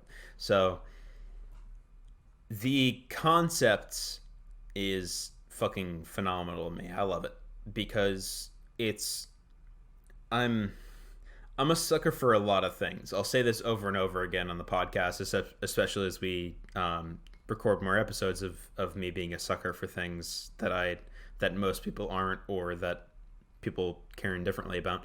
That the idea of like having essentially a superpower that is uncontrollable, or that like happens to you rather than being controllable to you, is very interesting to me. And especially the nature of the power that he has, in which that it is exclusively to help other people, and that he has no control over it, and that it, like he says in the first episode, that it is either neutral or negative for him when he helps, which establishes him very quickly as like a good guy TM character, right? True altruism, you could say. Yeah, I was gonna call back. That was Exhibits dope. true altruism. Yeah. Let's No, go. you got it. You got it. True You altruism. got it, David. You got it. Hey. Honestly, Satoru is maybe the shining example of true altruism. Maybe he'll shift my view over time. But so yeah, I mean, the whole concept works like very, very, very solidly for me, because I have a lot of thoughts about kind of universal stuff. And so when the general concept, right, is that I kind of want David this, to explain this show. So David, you actually, honestly, that's better. Honestly, that's better, because David has the best experience with the show. So David, if you can explain the central concept, and then I can explain how I feel about it, I think that'd be the best, probably. So you go ahead and say the premise of the show, and then I'll say what I felt about it. I got you, buddy. So, and I'll turn FaceTime back on. Okay, cool. We'll get the FaceTime. All right. So it starts out, and we're introduced to Satoru. I'm bad with names. Satoru, yeah. I think, yeah. Yes. Okay. But he's basically. I love how they set up his character very quickly. They show he's like working at a pizza joint. He's like 26 when it starts or something. 29. Dude, okay. you're 29. 29. You're right, yeah, you're we'll right. get to that. Yeah. And then, but he has this. Other than being a very ordinary guy, he has this power called revival. Correct? Which he calls revival. Yes. He calls it revival. He has no idea really how it happened. Which he shares with no one. Yes, and so basically he just has this feeling that something is going to happen, and he goes back in time, and then he just like a few seconds. I'm sorry to interrupt you, but it's not a feeling. It's that every single time it happens, it's because something bad happens around him. You're right. Yeah, that's what I meant to say. He goes back, and then it's up to him to figure out why he got sent back, and there's always something bad is going to happen. So he has to do something to stop it, and you see immediately, like you said, he's the kind of guy who feels that responsibility, and he's going to do something about it. And that's basically the setup. But then, getting into spoilers for episode 1, his mother gets murdered, and like at the very end of the episode, and he's freaking out, and then he has the biggest revival of his life by far, and goes back to himself back in 18 years. Yeah, 18 years. Him in middle school in like the 80s, right? Yep. Yeah, 88. He's Yeah. 10 years old. So present day for the show is 06. Yeah. Mm-hmm. And like Death Note, basically, baby. generally, he sort of has to figure out why he got sent back, and he remembers this case of these girls that went missing and were found dead when he was a Serial kid. kidnapping and murder. Yeah, people didn't talk about, and so he realizes he was sent back there to stop it, and somehow that has to do with what happened to his mother. Now, I love this kind of concept too, but why are you such a sucker for that thing? So That concept. weirdly, like it's definitely not a trope that exists or a cliche that exists, I feel like, but the idea of like an uncontrollable superpower is very cool to me. Like something that happens to you but is very, very like positive in terms of your life is interesting to me. It was also interesting to me because I have this whole view of like alternate universes, which I'm definitely taking you on a ride here. But the idea that it could be possible that he's living different lives and maybe doing all this different shit. And there's a concept in psychology that maybe you're familiar with that we talked about before the pod about child psychology. There's a phenomenon in which almost every child at any certain point, it's not defined, but that you believe yourself to be the center of attention to some degree, that the world was meant for you. I mean, it's not that literal in like probably 90% of individuals, but it's the idea that, you know, like I'm only aware of my perspective and therefore my reality is the only reality, is the psychological concept I was going with. And therefore, like the idea of being able to travel back in time uncontrollably is very indicative of that idea, is that, you know, your reality is the only real reality. Okay, And yeah, that's because like thinking about that psychological concept maybe like vastly enhanced my enjoyment of the show, where I was like this is wild. Like this is insane in terms of, you know, he controls the future to a very high degree. You know. So that's what I loved about it a lot was the sci-fi aspect of the time travel and the personality and I'm not using personality in the normal sense, but the idea in which your person is the most important, I guess, is what I'm saying. And that he has control over reality to such a high degree. It's yeah, that's interesting because that's something I like about it. I thought about it in a different way when I watched it, but yeah, it's like the same conclusion where it's all about basically the only reason he can really change things like is because he has the perspective of an adult and he realizes how narrow his perspective was as a kid, and like that's that's probably my favorite part of the show is like they don't really need to explain his ability, and I like shows that like they don't have to do that, they just have it. It's through example. Yeah, it happens, and then that's the setup for the story. But exactly. the whole like so many of the episodes and things that happen, and him trying to stop these killings is finding out, like, for example, Kaio is being abused, the first girl he's trying to save.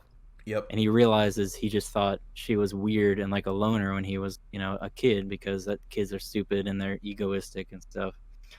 And so him discovering that it's it's like a perfect way to tell a story about just coming of age, but like reversed, sort of like he went back but he still has to come of age, and it shows you the difference between him as a child and an adult.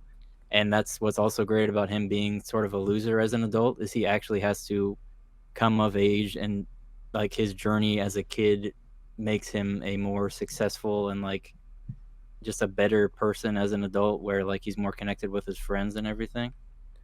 Yeah, that's a better way of putting it than I could have hoped to, which is what I was exactly hoping that you would do as the more versed Erased fan. Okay. Yeah, putting it that way is basically perfect to me. of the idea of the gain of perspective of being 29 years old versus being, I mean, they were middle school, so eldest Like probably like 10 10, and 11 and 11, stuff. something like that. Yeah. They were all 10. Yeah. I mean, it's 18 years, so they're 11 or 10. Yeah. Yeah. Dang. Well, let's see. Where do we go next? I guess. I creamed when I heard Makoto Nijima's voice actor. Oh yeah. She Because is. why? Say because why? Because I was going to. we get okay. You sounded like you weren't going to. I'm sorry. No. She is a character in the Persona 5 game that I absolutely enjoy.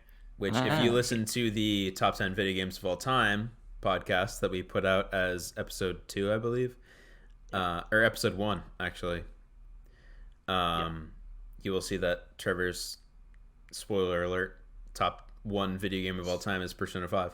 So yeah, it was nice to. I think her character name was Irie, something like that.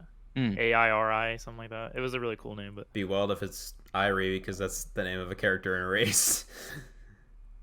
that's what I'm saying. Yeah, That- in a that's race. her, Yeah, yeah, she in a plays race, that that's her character. name. Yeah, It's that's what I the was saying. same. It's the same character. No, No. He's Okay, saying fine. that's her the name in voice a race. actor for Makoto in Persona 5 is I'm gonna do a Ari. lap. I'm gonna do a lap. I'll be right Karen back. is doing a lap. Yes. Okay.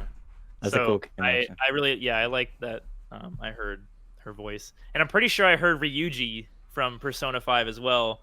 I can't remember who it was, but I heard him. Damn, I'd have to look up the synopsis or the cast. But anyways, that was cool. Yeah. I like the bouncing perspective. I liked anticipating when he was gonna jump back and be an adult, and then be a kid again, an adult, back and forth. I thought that was really cool. Yeah, for sure. I love how he fails. Speaking of that, like the first time he goes back, he's just not doing enough. He doesn't take it seriously. It almost doesn't take it seriously enough. Where he just thinks, it's like he has this childish idea, even though he's an adult, that like, if we just miss the day she was murdered in the past, then it'll all be different. But it's like, no, He you refers really, to it as like day X. yeah, Needing to get her X past day. that date, and then she would survive, and then everything would be all right. But it doesn't, because he didn't do Yeah. enough. And I don't think it's that like he wasn't trying hard enough. I think he You're just right. had a wrong objective. He Mhm. thought that, like, you know, as we all do, like the whole butterfly effect, where you knock over one domino and like 70 people will die like 17 years later because of that one event. You know. yeah. I think he just went about it wrong as the first time, and he luckily got the chance to do it all over again. Yeah. Yeah. I mean, And like, whatever. go ahead. So go ahead, David. I mean, you're the expert. I'm not. Well, yeah, that's what was I gonna say? It's cool where one of the other reasons I love this is I like stories where there's like true evil and true good, and like not necessarily like, hey, it's good versus evil. Like that's obviously a generic theme, but you really have like, you see the evil and the good in people, like Kaya. Am I saying it wrong? Kaya? What am I Kaio, saying? yeah, Kaio. Kaya, yeah, okay. Her mother is just like a piece of garbage, but she's just Awful. a regular person. Yeah, she's abusive and neglectful. And the serial killer is just obviously a complete psychopath. But you have Satoru, who's just a normal guy who's given this chance, and he's really just trying to help and save these people. And his mom is like the best mom in the world, and she's so sweet. She's And such it's a like- great character. She's probably my Yeah. favorite character in the show. I totally get that. Yeah, she's so good. supportive. Like she would let the 10-year-old go out and play with his friends until like 11 p.m. I'm like, fam, where do you live that you do that? Like Japan. in America, you'd get fucking kidnapped. Like, and obviously the show was about kidnapping, but Yeah. like it was just scary. It made the show, like, why I enjoyed it so much was because it made me think about those exact themes that you were talking about. That show is so real because that shit happens. Yeah. And you don't know, and it For sure. ties back to Chadwick Boseman not knowing that he was going through like 4 years of cancer. You have no idea what someone's going through until you like look at it in a different way. Perspective is everything. Yeah. Yeah, and that's why Yeah. it's so important to like have an open mind and being able to change the way you look at things, because you would never see that someone is being abused if you just think that they're weird and you dismiss them. Yeah. You practice empathy. Yeah. Yeah. So it had a lot of really worldly themes like that tied very Massively. close to home for me, and I thought it was pretty cool. Yeah. Nice. Pretty cool show. Yeah, Not action packed. I'm not really that sure. big of a fan of like murder mysteries, but Mm. it did it in a way that I enjoyed because the characters were nice to see. Yeah, basically the Yeah. opposite. Murder mystery, especially like police procedural shows, are my wheelhouse. Like that's what I enjoy the most in television entertainment. And I think Erased did it in almost the perfect way. I mean, I have some gripes, to where, like the way they. I mean, it may just be a symptom of my experience of these kind of shows, but I mean, we've already put the spoiler warning, so Fuck the spoilers! yeah, the way in which he saves her, TM, the first time, where he's like, he even says like, it can't be this easy, can it? Or like all this stuff where he's like, it almost everything indicates that there's no chance that his first try ends up saving Kaio. Mm-hmm. Where like I was like episodes ahead of being like, this isn't gonna work. Like it's just not, like it can't. Like, he literally says like, it can't be this simple, can it? And it was like a little too on the nose for me. I was like, okay, so fucking obviously she still dies somehow. Like it and that was. I mean, it didn't. It's far from ruining the show for me, but it was like, I just had this kind of weight where I was like, okay, basically everything from now to his second chance is almost like wasted time because of the fact that I know for a fact there's no way she lives this time because of the way they talk, and because it's unfortunately because it's like 4 episodes in or whatever, that that's you know rough. that he's game, like, sure. okay, you know, I solved it all 4 episodes into a 12 episode anime. So Yeah, it's exactly how it happens. I mean, there's almost no avoiding it. Yeah.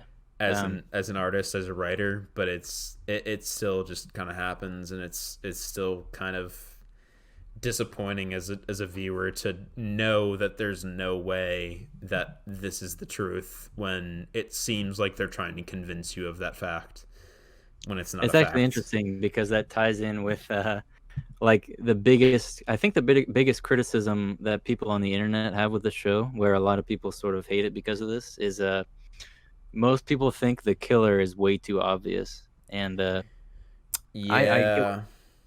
I definitely get what they're saying. I'm good at convincing myself that I don't know what's going on, and I think the show sort of it throws some loops in there where you're like, maybe it's not this guy, but yeah, there weren't too many candidates. Yeah, that's exactly what I was gonna say. Is the thing is, from then on, like, you know, like the episode 1, the mother says like, I should have known all along, like it was definitely this guy. And the rest of the show, they give you basically no one else to suspect. Yeah, like it's like, because what becomes very clear from episode 1 is that they had multiple interactions and a high level of knowledge of who ends up finally being the killer.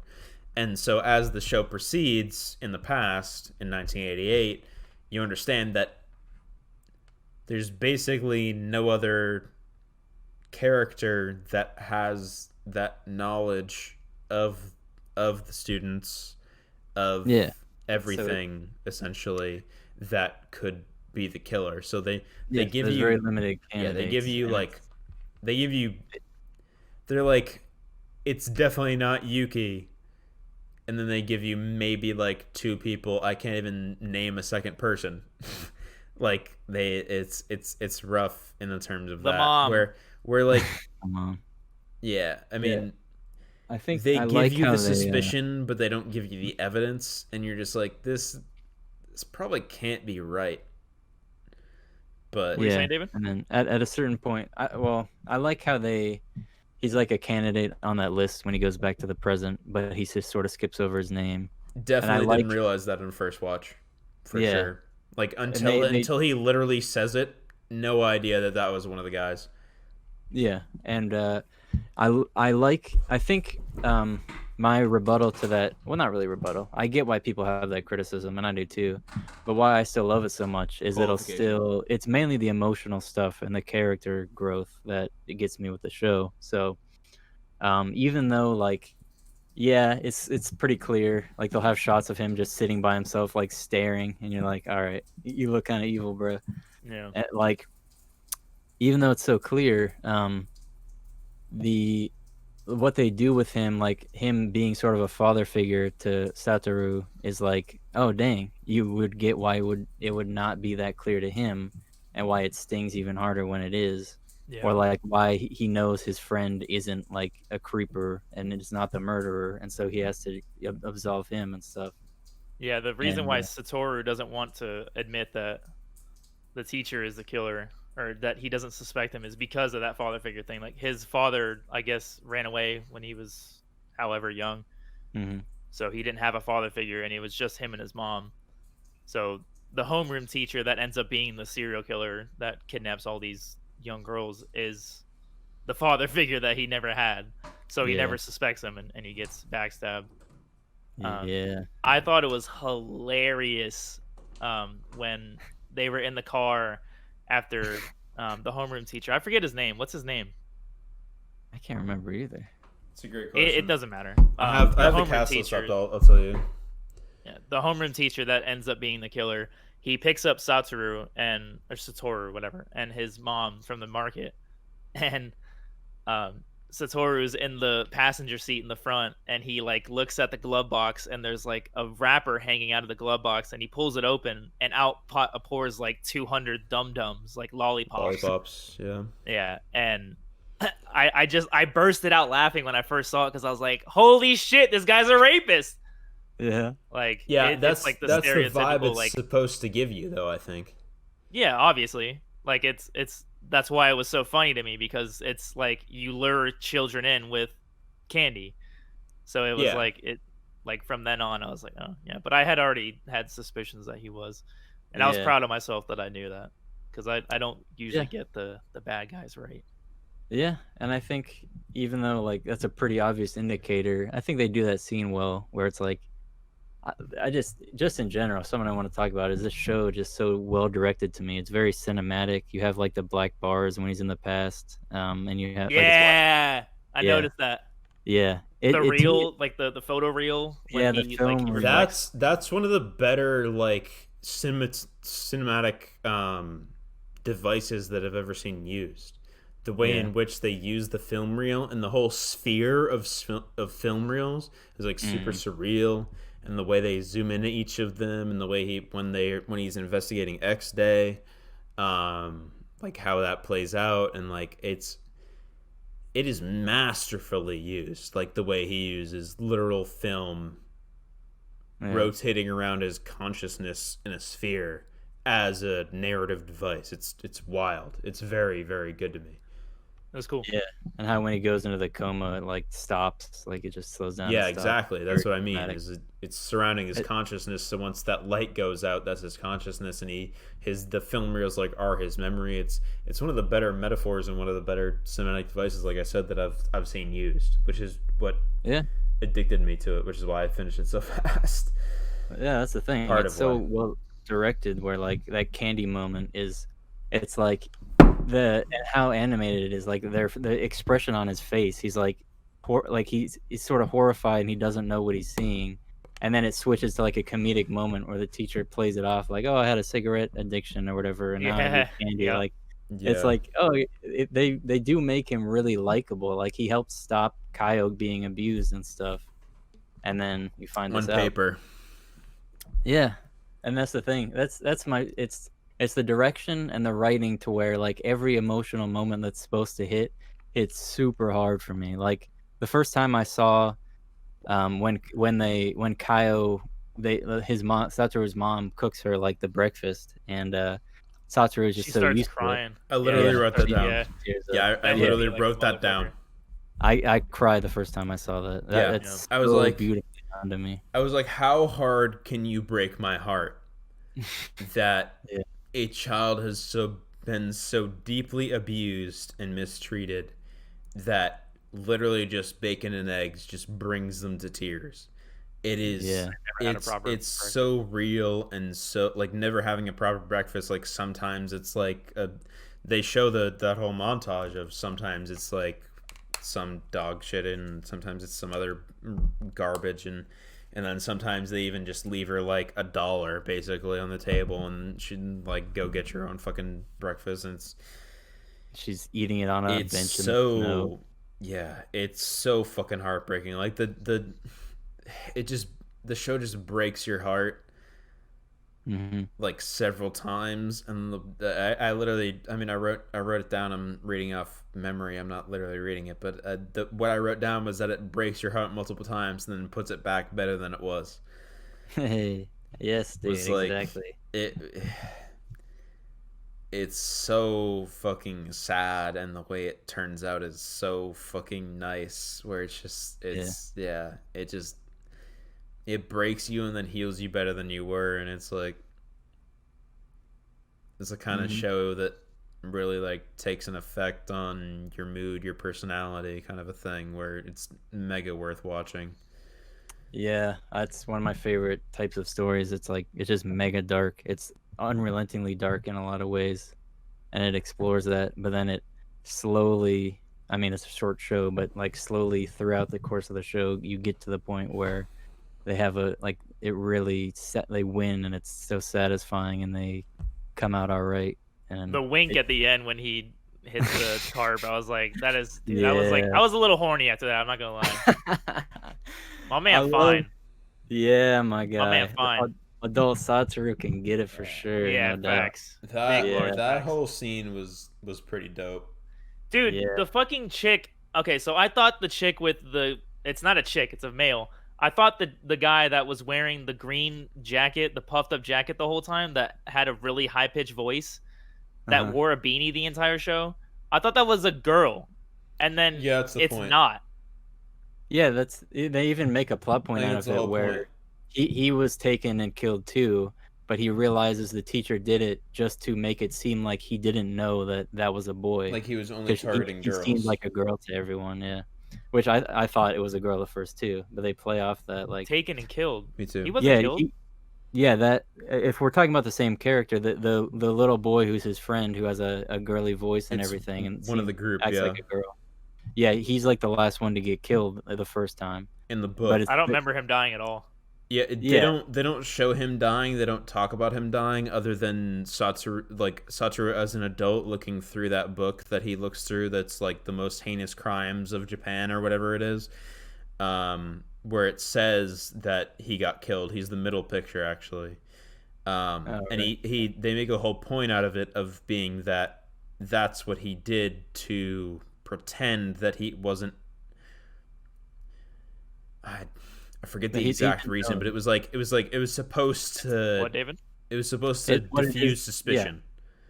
he's throwing them off because if a serial killer has a pattern of killing little girls and then he kills a little boy who looks like a little girl, you think the killer doesn't know them, but the teacher knows them very well. Exactly. Yeah, that's the He's point. smart enough Okay. to do that to throw them off. Yeah, it's very cleverly written too. I like how it is. Yeah. how- So David said I missed that part. And when he comes to visit him, when he like got out of his coma, Yeah. I was like, "That's a guy!" Like, Dang, Yeah. yeah. so You I can missed miss it. that, but whatever. Yeah.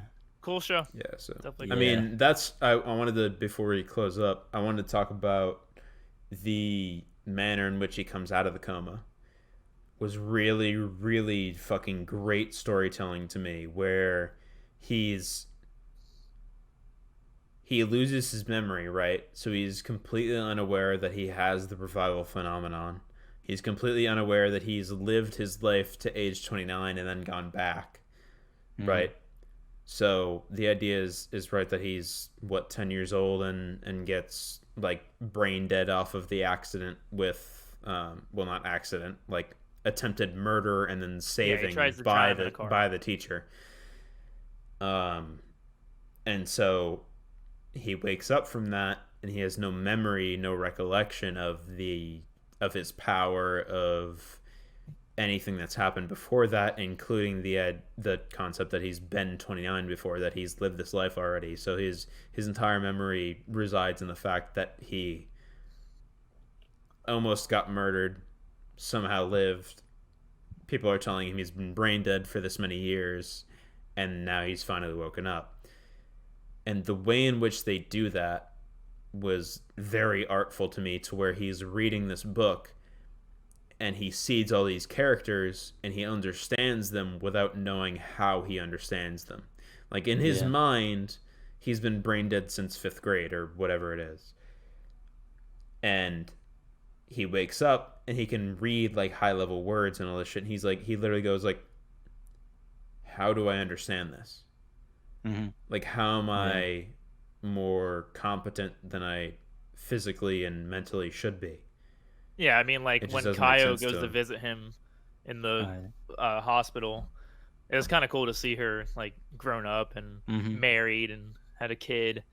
Yeah. And she like prospers because of him, but she goes to visit him in the hospital and he has no idea why she's so grateful that he's there. Yeah. Like he has no recollection of what he did to her life, and that he's the reason that she's alive. Yeah. And God, it's so beautiful to me. He touches her and the baby. They like touch hands like he did with Kai when they were kids. Yeah. Yep. And you realize that's what brought his memory back when he faces off against the killer. It's like, you got me crying in the club, bro.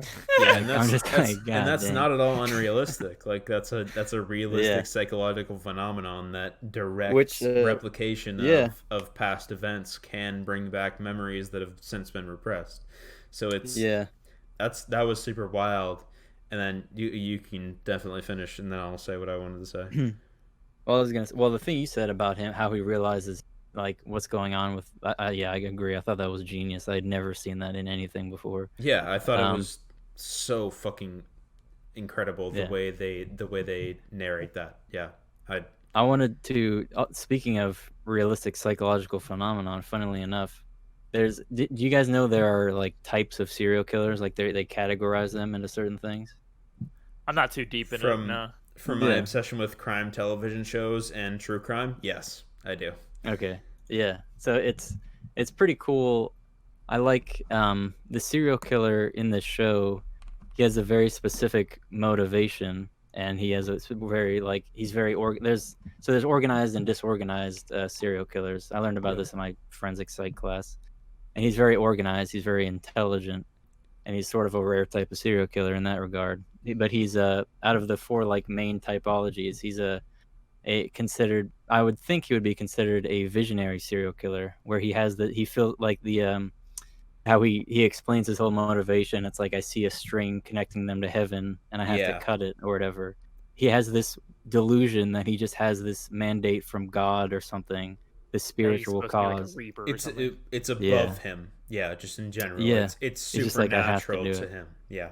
Yeah, and it's very cool that they, like, realistically, it's almost, if you don't know about this, I could see someone being like, well, that's kind of goofy, but that's a known like type of serial killer, and they represent it really well, where like he's organized and he's a visionary type, where he has this delusion that makes sense only to him, and like almost everything else in his life is logical, but like he just has this crazy belief and he like acts on it. It's cool and crazy, and it goes along with him being obsessed with Satoru and not killing while he's in a coma, because it's like what special meaning does Satoru have? Like, why did he say like, I know your future? Like it sort of plays into his delusion. Yeah. And that's why Satoru is able to like mess with him and then beat him at the end. So yeah, one of the more interesting parts of that as well to me was that it seems like the way right from where he says, I know your future, that seems to change his motivation to a degree. Yeah. Where the reason that he drops Satoru off the building at the end and that he's about to commit suicide is completely different to how his motivation would have been like in the first couple episodes before Satoru has the chance to go back and change those, where that's one of the more interesting parts to me, is that his motivation completely changes and his fixation completely changes to where he was pathologically motivated to kill little girls off of his own perversion and off of his own psychopathy, and then the boy he killed was supposed to look at a girl as like a throw off, right, which is what we were talked about.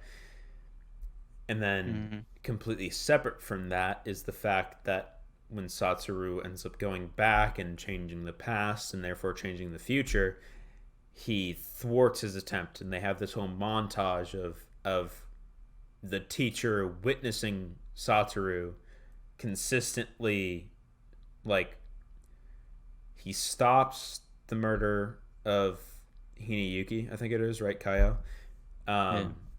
He stops the murder of Kaio and keeps an eye on her to a degree to where it would be suspicious if she did disappear. And then they befriend that girl from a completely separate school who he was planning on murdering, which thwarts his plans again. And so they have this whole montage of him being thwarted by what's his name? I'm blanking somehow. Satoru. Him being thwarted by Satoru and being driven angry by that, and somehow, and that's when the motivation shifts to his pathological need to murder children, to this dependence on the opposition with Satoru. Yeah, that's like a weird Batman and Joker relationship where it was like very Say that again, because that was definitely good, and I was talking over you a little bit. Oh, I was saying it reminds me of like a weird Batman and Joker relationship where like the killer ends up feeling like he needs the guy, and it, like I said, it's like he becomes the focal point of his delusions, which makes a lot of sense. Exactly. That's exactly how they portray it. So it's, at the very end, he's like, you're right, I do need you. And so he's resigned to die himself and with Satoru. And so, yeah. I mean, the show was definitely, it was predictable at points, but it was still a roller coaster. The characters were massively lovable and at the same time very realistic. And yeah, honestly, fuck you, David. All right. Yeah. How dare you hold this from me for so long? I've known you for how many years? A few now. And you're just now telling me to watch this? This is your fault. How dare you, honestly? Happened. Keep this anime from me. That's one of my top 10 too. It's definitely, it probably cracked top 10 for sure. I've watched quite a few by now, but this definitely, I'd say it cracks top 10. So dope. Yeah, man. I mean, yeah, fuck you for not for holding this from me. You hid this from me. It was your apparent motivation and mission to just make sure that I never watch this anime so I could continue not enjoying it. Yeah. And then you finally had a psychic break, and you forgot that you were holding it from me, and you recommended it to me, and now I'm happier than I was and more enlightened than I was. So speaking of how good the show is, you guys freaking we want to talk about this. You guys like the freaking joke where he's like, dude, you're 29, he's getting a freaking bonus. Yeah. That's my least favorite part of the freaking show. I hate that. Oh, wow. You do? Yeah. Is it just because they're young and like? Yeah. It just reminds me of in that because it was on the nose and it was just like. Yeah. It kind of like plays against the trope of Japanese anime. I'm a fucking idiot. Of anime where it's like they sexualize 14-year-olds and it's okay because the age of consent is 13. Yeah. Whereas the show kind of makes fun of it a little bit. And that's why it's so fun. It was just genuine because like when you look at it as a show, like he's 10 and he's feeling flattered. So you don't look at it from a 29-year-old wanting to beat off to a 10-year-old. It's just like he just so happens to be in a 10-year-old's body. I don't think there's anything wrong with it. I thought it was really it was actually one of my favorite parts.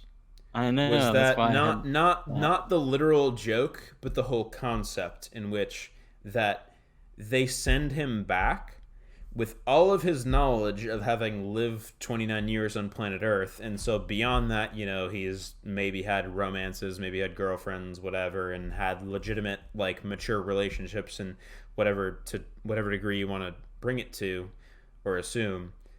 But when they put him back in a child's body, he doesn't have the emotional maturity immediately. He still has the emotional impulses and understanding of a 10-year-old, even though he has the knowledge of a 29-year-old and has the knowledge of having been through this and knowing the difference between what he feels emotionally and impulsively as a 10-year-old and as a kid, like, either going through or about to go. I mean, he's probably not going through, but about to go through puberty and understanding very little about sex and relationships and all that.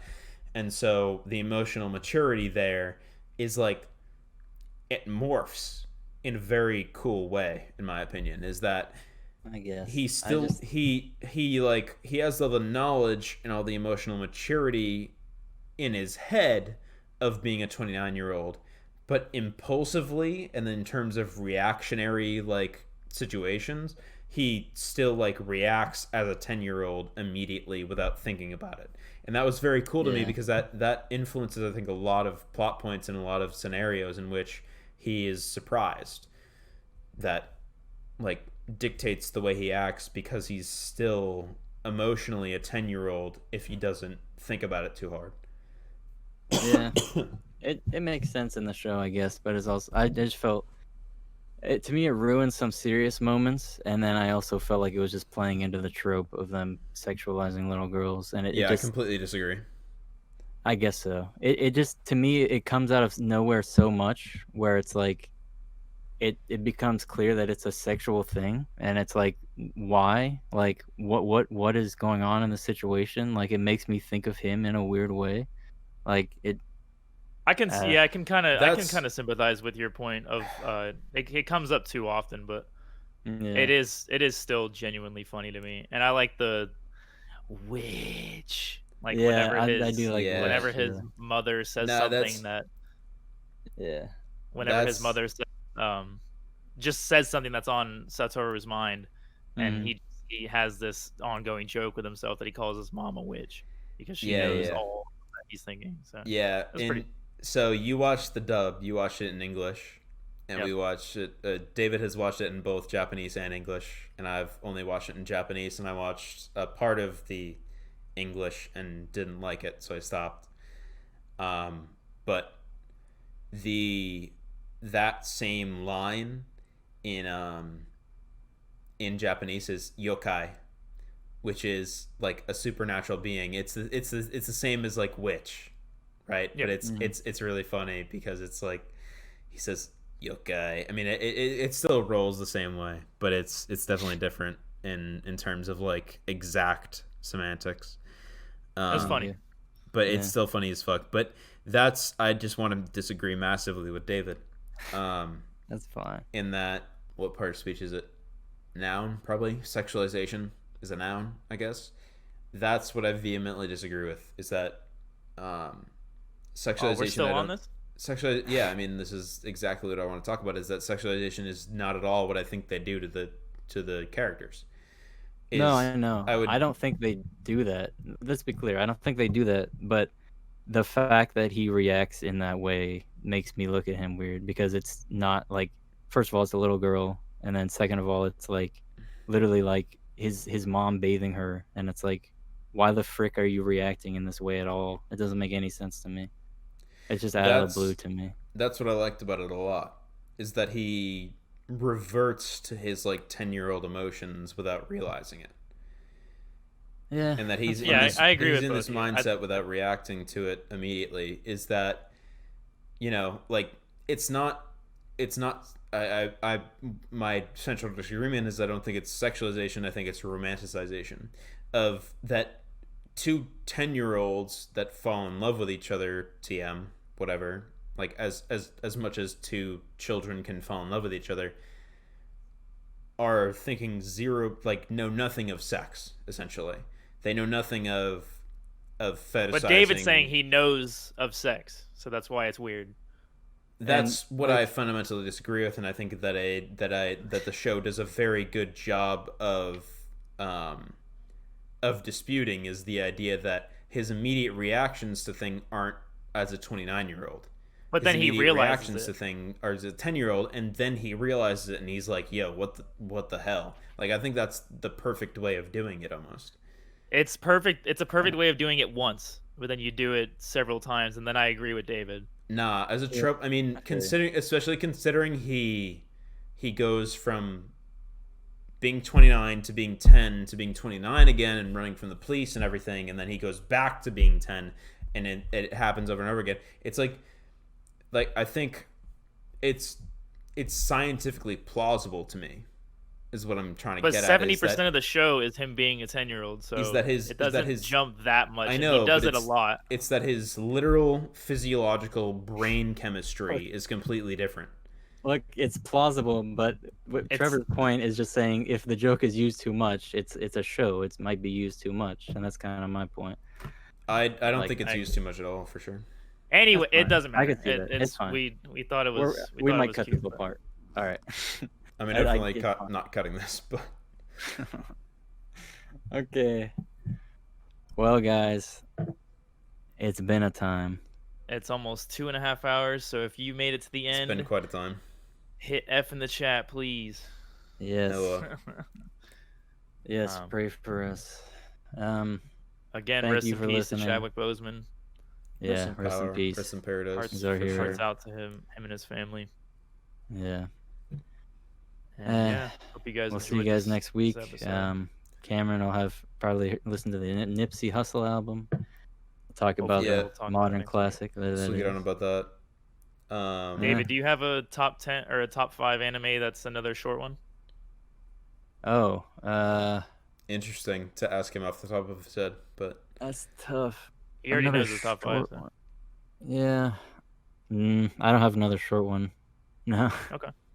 I was thinking about watching Avatar next, but yeah, that's one of my favorites. The Last Airbender.